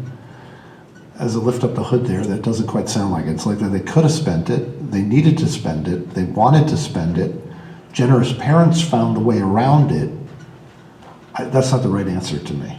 So, and I'm a little worried about a grant, because a grant sounds like it's a maybe. A grant sounds like we might get it, we might not. So I'm more inclined, considering it's not too much money, to keep it in and then figure out the problem of procurement and purchasing. Do you want to respond first? Yeah, and really it's not about keeping it in as far as it's not in the current year either. But, and just for clarity too, we do have per student allocation, so it's not like there's no money at the high school for science. It's still part of the greater, high school, so there is allocation. This was specifically just to help this program, so I just don't want people to think we don't give any money to the high school. Yeah. What the proposal is to take a certain amount of money out. I guess we missed the point of it was out last year. What was it the year before? 20,000. 20 the year before. So we've essentially said to them, hey, suck it up. Last year we said, suck it up. You don't get your, this year, you don't get your 20. Well, yeah, because we budgeted it. Right. I don't know if Ms. Parisi, you feel free to jump in. I'm just wondering if we shouldn't be putting that back. So I did meet with Andrew Ramonte, and we are in line with this. We want to do the same thing. The challenge that Andrew has shared with me is that was a one-time need, and that $20,000 that superintendent, yes, that was put in. what he's trying to do is identify who are the vendors that the students normally have to go to. Because the students at this point in time create a shopping list for their project, and they present their shopping list to him, and he goes through that. So he needs to be able to access those materials for them immediately, and with our PO process, that takes time. So what we're working on is identifying the vendors that we could, that we're going to go to that are approved on the bid list, because also the challenge is, if it's above the threshold, you have to go out to bid. So there's a number of different things that we're talking about, but if we know who the vendors are and they've already been on the approved bid list, then the money can be there and they can access those funds immediately. But if it's something brand new, then there is the potential that you would have to go out to bid to receive those supplies. What's the threshold? Dollar amount? I think it's $5,000.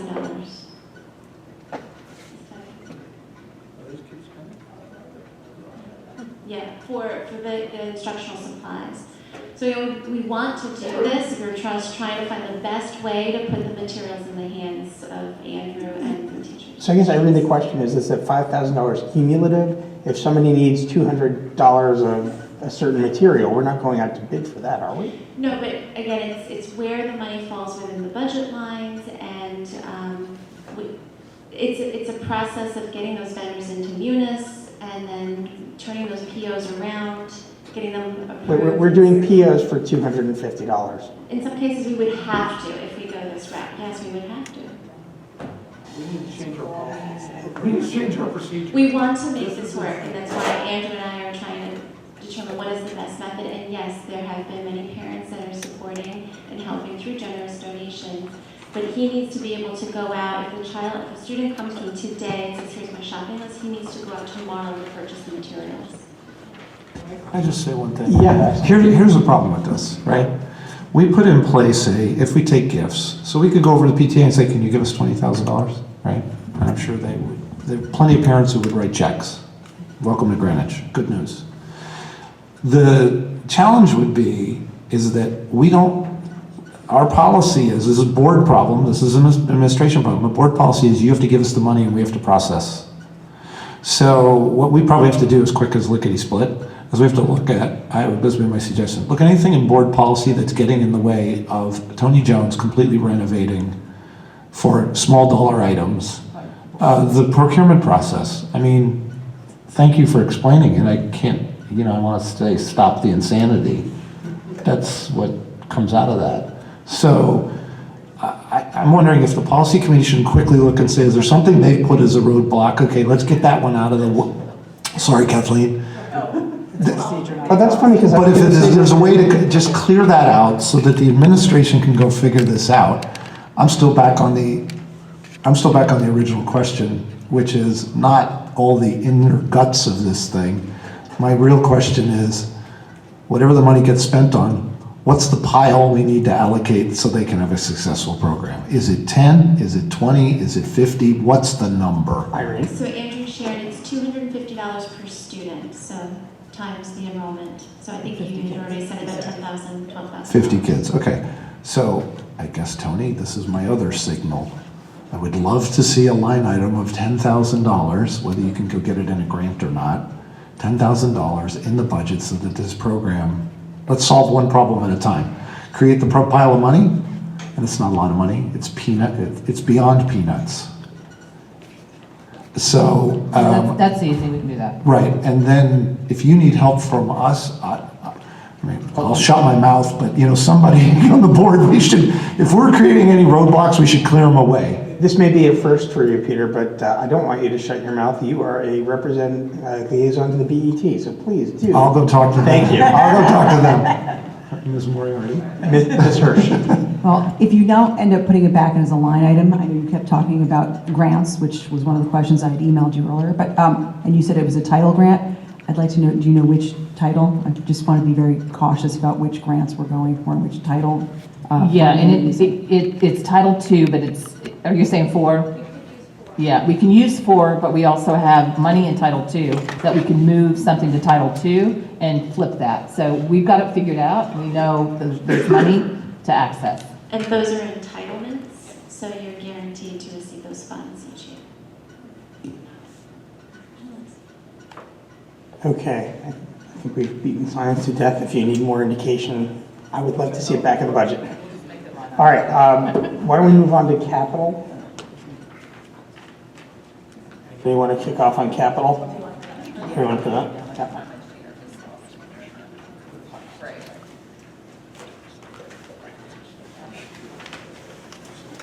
So on board docs and then what was sent to you, I think maybe the end of last week, were proposed adjustments based on your feedback and based on the committee feedback. And so the first project that we had put in the budget for capital was the Greenwich High School security entrance, which was tied to the media design and construction.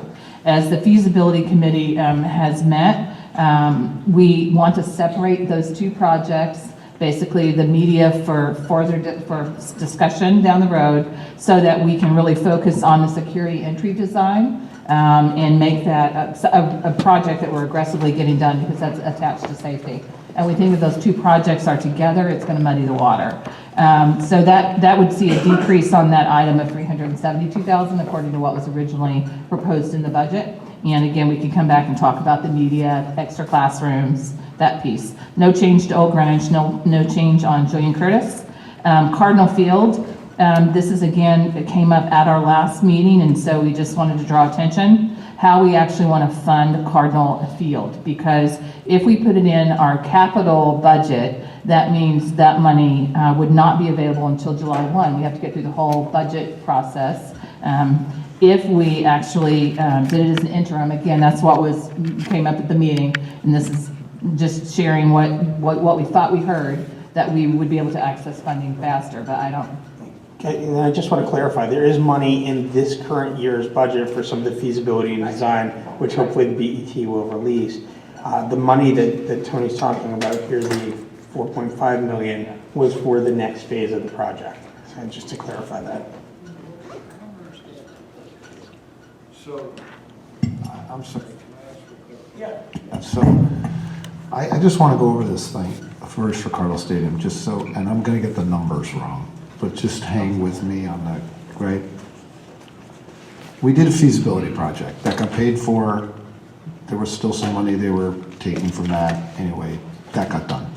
And that was like a couple years ago, right? But there was an account created for feasibility. Then we went on to some level of design, right? But then we got to phase one of what was called Plan B, right? Which was do bleachers and what we're talking about now, right? And I think let's get this wrong. Leslie Moriarty will straighten me out. $4.8 million, correct? In the current year? It was already budgeted and it's restricted. 3.9, fine, thank you. Yes, restricted, there were two tranches. It's restricted. It's already been allocated for what's known as phase one, right? Okay. And just to repeat the bidding, we're on a path now, a committee's established, that committee's supposed to work with lightning speed, right? Days and hours, not weeks and months, days and hours, weeks, right?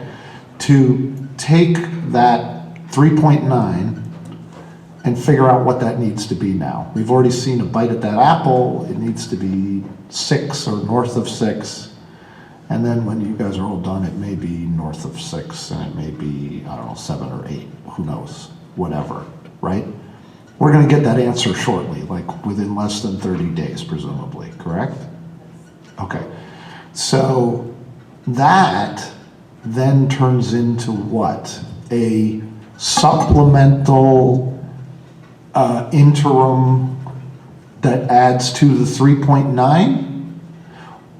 Or it becomes a supplemental request to add to the 3.9 in this budget? Which is it? So I don't know that we can answer that yet, Peter, because some of it will depend on the staging of the work, and we'll need to know what the plan is to be able to answer the question.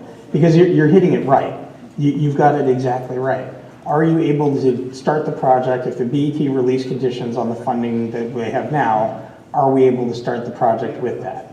But we have to remember, I've said this before, and I just want to make it very clear, what we requested money for was for a plan that it looks like we will change. And so that may require some additional machinations. Okay, because here's the part I'm trying to get to. If I know that first phase needs more money, right? Is this 4.5 for that? Or is this is on top of it, it's the next part? This was the next part of the project. Be the next part, but we're not. Know yet until we. Thank you. Okay, I just had lost my mind. Good questions. Thank you. Further discussion, yep, keep going on the next one. So the next item is the Western Middlefield remediation, and that has come up in the Finance Committee, it came up here at the table. And this again is just, what does the board want us to reflect in the budget? So this $10 million number comes from, Dan, correct me if I'm wrong, I think it's 8 or 8.5 that was in the CAFR that was sitting there for full remediation at Western, plus being able to restore the field. So that was just the big scary number of what the estimate is that it would cost. So how the board wants us to handle that in the budget. Is this 8 plus the 2 that's already allocated, or is this going to take us 12 total? I don't know, Dan, do you know that answer? I would have to. Yeah, I'm not. What I meant, Dan, is I think the BET told us at a budget meeting recently that there had been $2 million allocated for this project. Some of it was on a slow burn for, I don't know, additional testing or whatever, but there was already $2 million there. So my question is this 10 plus whatever still in that account? Or is this to take us to whatever that is, 11.8, or is it? I believe it's 8 plus the 2 we get. I believe that's what it is. So our ask would be 8. Listen, we're in flux here. Yeah. No, So let's not put a dollar to it. To figure that's going to cover the whole. We don't know. Exactly. No, you're right. I think the idea, though, of including the numbers so that we can keep having the conversations, it may very well be even if we request the money, the BET or the RTM could take it out. But I think it's incumbent on us to signal that we would like this to be able to move with speed when we do finally have approval. And that 10 may be more than enough. It may not be. We don't know. Okay, so it's just 10 or 8? I think it's 8, right? If you say there's still in the account, I guess you can look at that. Yeah, let us, I just, from memory, it's either 8 or 8.5 that was in the CAFR. We want to check that number. Total numbers, I mean, the 2 is there. So I think the request is for 10 to make it 12. In total, but again, we don't have an exact number, so let's not get caught up in exact numbers. We need a large number to move forward. Let's do It does sound scary. That's why it's here. For Central Middle School, this is the last one, so. Just a question, do we have any sense that we would be able to actually do the field remediation in 2021 school year? Now, that's a very complex question. So once we actually start working with the people that are going to do the remediation, there are several things to take into consideration. One is it going to take 4 or 5 years? Because they can only do the work in the summer. That's the scary part. We are working, we will be working to say if we completely close the field down, could we go to a more aggressive timetable? Middle school is willing to do that if that's possible, but that will involve obviously a lot, big discussion, a lot of planning, so we're just not there yet. So the next project on here that you see reflected as a change is Central Middle School improvements. And that was in the original proposed at 4.7. The number you're seeing right now is much less, which is at 2.5. And that's because we have the actual estimates and 3 different options that we hope the board is going to see at our next business meeting. And what the number that's reflected in here would be a turf number. And I just want to clarify, when you say turf, there's all different types of turf. There's organic, many different types, down to a hybrid system that would have some, engineered grass, some turf, and then engineered grass. So that number would cover those 3 options for the estimate until the board actually makes that decision. She said we take that up hopefully at our December meeting. Ms. Olson. There we go. Go ahead, shoot. So it says based on turf number, which is higher than engineered grass. I know we're going to see all these to be continued. First of all, that's great that you're able to bring the cost down from 4.7 to 2.5. So turf in and of itself is significantly more expensive, is what you're saying, than engineered grass or hybrid system? I wouldn't say significantly more expensive, but it's because it's, 2.5. I do want to also mention, though, this doesn't have lights. Last year, I believe, when you looked at this project, you were doing lights, and that was based off community input, so I just want to be clear about that. But there is a difference in turf, but then, there's a difference in how often you can use turf versus what you can, do with grass, and this is a really high-use field, so there are many, many differences of opinions in our community. I would presume whichever plan we go with, that includes proper drainage, though, which is the biggest problem in Central right now. Yes, and that's included in this number. Ms. Kowalski. So just for clarification's sake, because the number has gone down, almost half. So the 2.5 reflects the higher cost turf plus drainage, That's correct. but no lights. So the difference of the 2.2 is the light component. No, it's Okay. other stuff too. What other stuff? I'm not sure I understood that part. Others. Well, you're saying that the 2.2, the difference of what we've taken off between 4.7 to 2.5, right, is 2.2. And that's not just lights, that's other components to the field that we're not now incorporating? Well, I think they've probably done a lot more work because they've actually brought in a vendor. I think the 4.7 number was a plug number. I don't think it was an actual reflective number. So with continual work, they've brought it down to 2.5, which I think is great, and we'll see where we go from there. Mr. Sheriff. Tony, on lights,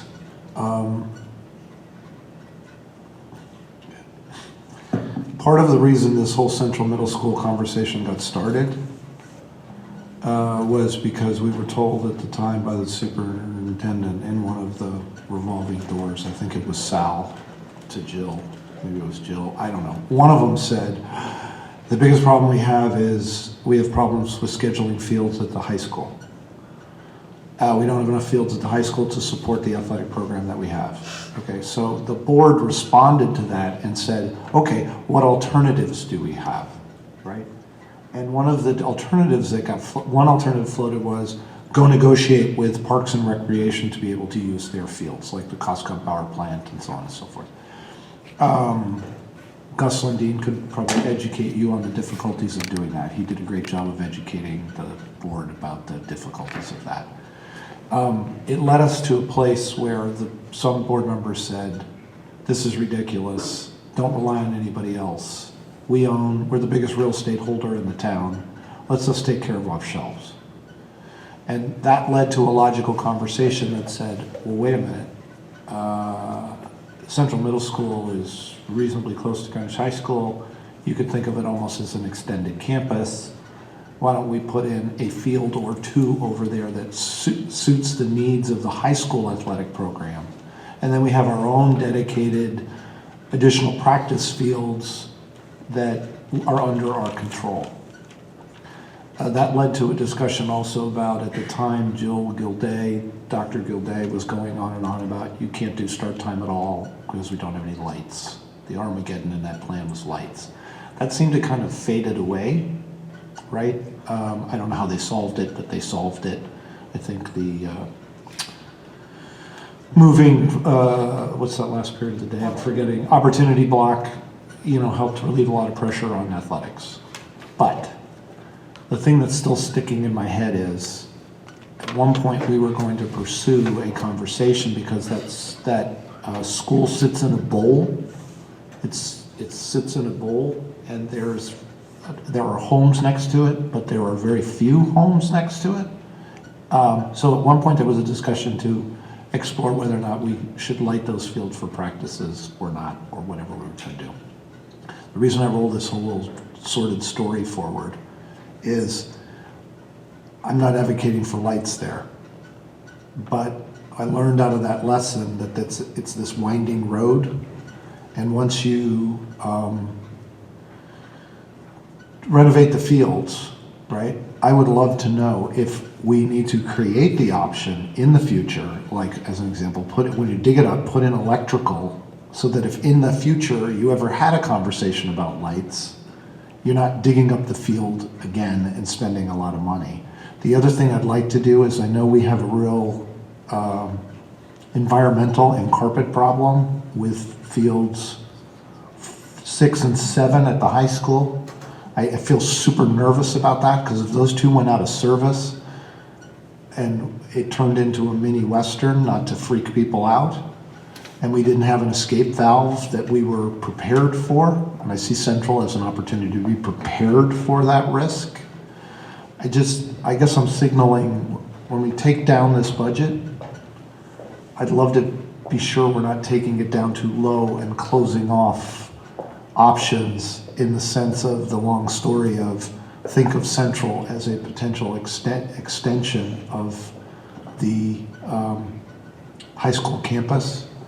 But by the way, there's also neighbor concerns there that have to absolutely be taken into account and not dismissed if we ever went down that road. But I just would hope you may not have known this history, so that you and our finance head and Dan can really think that through, because Central is a bigger opportunity than, and it has the potential to help us with other schools. End of transmission. Okay, let me just tack onto that. Western's fields are actually more removed from neighbors, and I think you probably explored the same thing about making sure there's conduits and whatever for future use. It makes sense to future-proof our facilities. You got that to 10 words where I took 300. We've been doing this a while, you and I. All right, any other discussion? Good point. That was funny. But I would get paid by the word, that's odd. All right, Ms. Stowe? Okay. I was going to take a step back. Yeah, sorry, Aaron. So last year, we went to the BET with 26 million at the outset. They brought us down to 21.2, mostly a change in Cardinal Stadium, as we discussed. We also, I believe, from the superintendent's proposed budget to our budget, I believe we had Western in there at one point, by the way, and we took it out. So just, and they took out Old Greenwich, thank you. So just a little history there. But the headline number we went to the BET with was 26 million. But I think the components of that are important. So the annual infrastructure number was 13.8, and we're now proposing 11.6. What was 13? That was our annual infrastructure maintenance. Was good capital maintenance, right? Yeah, ongoing capital maintenance was 13.8, and we're now saying 11.6. So I think I just want to get a little credit there, that's what I'm trying to say, right? It's come down. Technology was 3.1. I mean, you know all this, because obviously you've done this, but just for, and it's come down to 1.7. So you've done a lot of fine tuning, savings, there's something there, which hopefully, I don't like to look at it as a zero-sum game, but let's just face it, it is, gives us more for major projects, right? So last year, we ended up going to them with 9, but then of course it went down to, I guess, like 4.5, right, for the major, that's the difference between my 26 and 21, right? So now, significant, now I'm on the major projects category. Because I feel like you should get credit for the fact that you basically came down, I don't know, 1.5 to like over 3 between the other two categories. So, but the reality is that 10 million is just what's, the headline number is sort of killing us. So I guess my question to the board is, now that we have that sort of level set, I think it's very important to signal that we need Western done as soon as possible. However, it's obvious that we don't really know what that number is and we can't be expected to. Should we be putting just a smaller number in now, recognizing that it's telling the BET, rather than doing the work for us, because they might just otherwise make some sort of condition, and that's okay, but is it better for us to sort of put the conditions on ourselves and say, you know, we're going to ask for 5. We're going to take the sort of central middle school to ratio after we did more homework, and we're now going to ask for 5. And I know there's no real science to it, but it's the best guess or probability. And then they know what we're trying to accomplish, but we don't have a 10 million plug that just makes us look like we're asking for the world. Ms. Hirsch? I guess the biggest question is, and I know we're consistently waiting on the state for this, but have you had any indications as to when we might actually get a remediation plan so we could tie funding to it? That field has been closed for the students there for probably about 5 years now, and It's awful. 3? Well, I've had 2 there that. It feels like fun. It's 3, it's when we tested the soil for potential trailers. Yeah, I mean, I think once funding, once funding is approved, then we can move forward to be able to start to figure that out, because until we have the experts really kind of give us more information, part of it is, this number is to remove the soil, but I think that from the staff perspective, and that's with the town of Greenwich and educational staff, is trying to be really responsible about what is the level of remediation. So this $10 million number, it was the number that was plugged in the CAFR. I wasn't here, so I could be missing something historically, but that was the number to just, let's go remove it. So could we actually do it for 5 or 6 if we had a different solution? But you don't know that until we actually are more informed. But if people are saying, and this is what I've heard, that's why we stuck the 10 million in, get it done. Then it's just the get it done number. Mr. Chair. I'm where Ms. Stowe is. We should be signaling, we should be creating as prudent fiscal stewards a reserve for this, because we know this is going to be an expensive item when we do it. But the reality of it is the people who have to decide to manage the fiscal affairs of the town and the financing and whether or not there's really a reserve or not is the BET. I don't know whether 10's the right number, 5's the right number, but I do like the idea of the board saying, we have to be building a reserve, because when this thing hits, the brilliant news would be, we have 2, we put in 5, oh, by the way, you can do the whole thing for 4. Great, hand back the money. I mean, it's not like we're going to rush out and spend this, because but I like, the part that's bothering me a little bit is we're not building a reserve, the BET is not building a reserve, then all of a sudden it's a big bill, and guess who's shocked? Even though we're all talking about this in the meetings, the public who we have to draw support from just went, whoa, what the heck just happened? Because they didn't buy enough of a subscription to the Greenwich Time to know what was happening. So that's the part that is worrying me a little bit of when this thing hits. The other thing, I feel like we're operating in a vacuum of information. I don't recall the last time we had, is it Langen on this one, or is it AECOM? AECOM's the high school, Langen's the, right, keep getting, Peter, maybe you can refresh me. When was the last time we had an update? The board had an update in an executive session from Langen. I don't remember. Yeah, we get the public updates. Yeah, I'm wondering if we ought to get in a room with these people, and, because here's the thing. One thing says there's some level of contamination there. Oh, shocker, it's right near the town dump. Oh, gee, that was hard to see. And you want to go dig it all out, right? Another one is kind of the high school model, which is it's in place, don't disrupt it, cap it, right? And I don't have any sense of which options are even potentially viable, knowing we don't really know the cost, and which direction this thing might take, or which 2 or 3 paths it could potentially take. I feel like I'm operating, because I haven't read enough and done my homework, on where this could go, and I'm just wondering if we need to suggest about, because it would inform whether or not, is 5 a good number? Is 10 a good number? What's a good number? I feel like I would feel a little more informed. By the way, I know you probably can't do all this by December 19th, thank you. I was going to say the 20th, but I'll be able to Yeah, I mean, remind myself. I think the best number we have is what was put in the CAFR, and I certainly can go back and ask why that number. Where did that number come from? I don't know the history. Dan, I don't know if you do, but I don't know where that number came from. This number? The 8 or 8.5.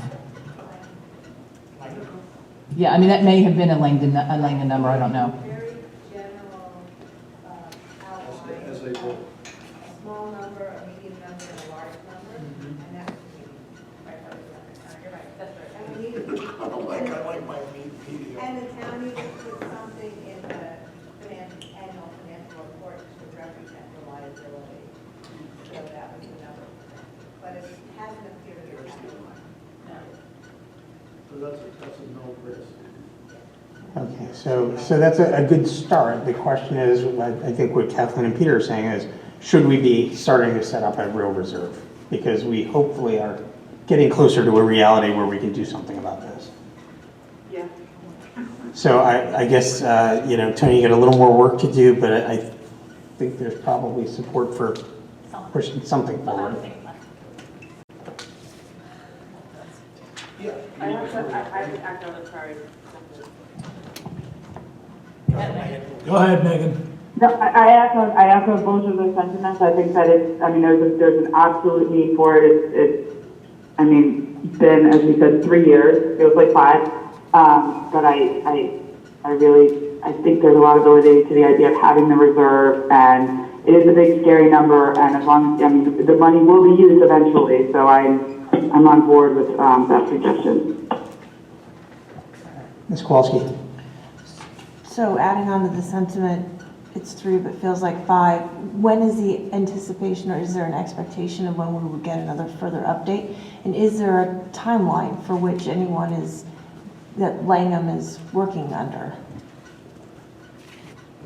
I would have to follow that up as far as most of their work has been on the high school right now to figure out the solution. So I don't know if they're doing continual work right now. I don't think so. I think we're waiting on this to be able to move. Maybe that's a chicken and an egg question, right? Because we all seem to be saying, we got to give a number, but we don't know what that number is, and Langham's saying, no, you need to give us a number. Is that what, did I misunderstand you? No, what I'm saying is I think we've got to know what the solution would be and then have somebody look at what that number would actually be. And I think Further discussion on capital or other projects? Well, there's no agenda planning at this meeting, but I'll listen. Briefing update from Langen, I would propose at the appropriate time. Because For the agenda. yes. Well, it would help inform the budget, so I'll That's probably too fast, but you Can know I what I second mean. that? I'll second that. I got it. Don't worry, we got it. All right. Further discussion on the budget? All right, hearing none. Just to remind board members, so we sit here today, December 5th, which I cannot believe. If you have further questions on the budget, please submit them to the superintendent by noon on the 9th, although she seemingly takes questions after, because she's kind to us. She will get those questions answered and responded to no later than the 17th, and we will take action on our budget on the 19th of December at our business meeting. Yes, Mr. Sheriff. Yeah, I know, isn't that the worst? No, that's okay. That's totally fair. Tony, I sent in a question, I think it was yesterday or today. Will that be in this batch or will it come before that? Had you asked it previously and they hadn't been able to answer it yet? Because I didn't. Okay. So I have part of it actually. That's okay. But let me just say that part of it we can't publish because we could do an executive session on it, but we have to be very careful about students. We can give you the settlements, placements, what categories, for instance. It's settlements, we have 14 that are categorized autism in settlements. That's the highest category. In placements, it's the same autism, and behind that is our children who have emotional challenges. So those are the 2 categories which you would ask about. I'm just trying to think if there was anything else I could add to that. And look, if there is an interest, and I've had an interest in having an executive session on this topic, we certainly can schedule that. We do prior to a existing meeting. If you can find a way to make that work, Peter, I would like to do that. And the reason I would like to do this is I'm still stuck on this thing of it's $4 to $5 million, and it's like I'm not saying the money's poorly spent. I just don't feel like I know what it is. It's like this black box to me. And I agree, this is dealing with, we have to be careful of the LRA and so on and so forth, protecting all of the confidential information. And if that means also we need to go into executive sessions, because I feel like on the board it keeps coming up, and And I'd rather we just run it to ground and get everybody on the same sheet of music. It seems to me would be better. We were actually just in that discussion today that we think that would be a great idea to be able to do an executive session to really help educate the board about what outplacements look like, what are the complexities of the different types, what are the costs that are associated. Because I do think a lot of people don't realize the costs that are associated with an outplacement. Yeah, I also want to. I would want to hear, if anybody else is interested, I want to hear the other half of that equation, which is I really want to understand settlements. Because to me, outplacement that to me seems a little more straightforward. The part that's bothering me is the settlement part. It's all bothering me, but the settlement part is particularly, and I feel it's a big number, and I just don't know. So I think education would be helpful. Well, and especially given the rising cost over time, tying it back to the budget, of course. Ms. Hirsch. No, I would definitely second that. It was the same round of questions that I had asked already, because we had a year in 2017, I think $1 million ask overage of the budget for settlements. So I think it's exceptionally important. I know it's been asked by the board in years past and by us at our last meeting as well, as both by Peter and I via email, as to what those settlements, align with, obviously redacted names and information, but it just will help us for better planning because we have these overages every single year. So we could at least sort of figure that out. All right. Mr. Kelly. How are these settlements that we're talking about decided? That's a complex question, but Mary, you may want to, there's a process to that, but it depends on the settlement, actually. Go ahead, Mary. Just that all parents and children who receive special education services have what called due process rights, which means that if there's a disagreement with what the board offers in terms of its program, parents have a right to a series of different kinds of dispute resolution, one of which is a full hearing, one of which is a mediation.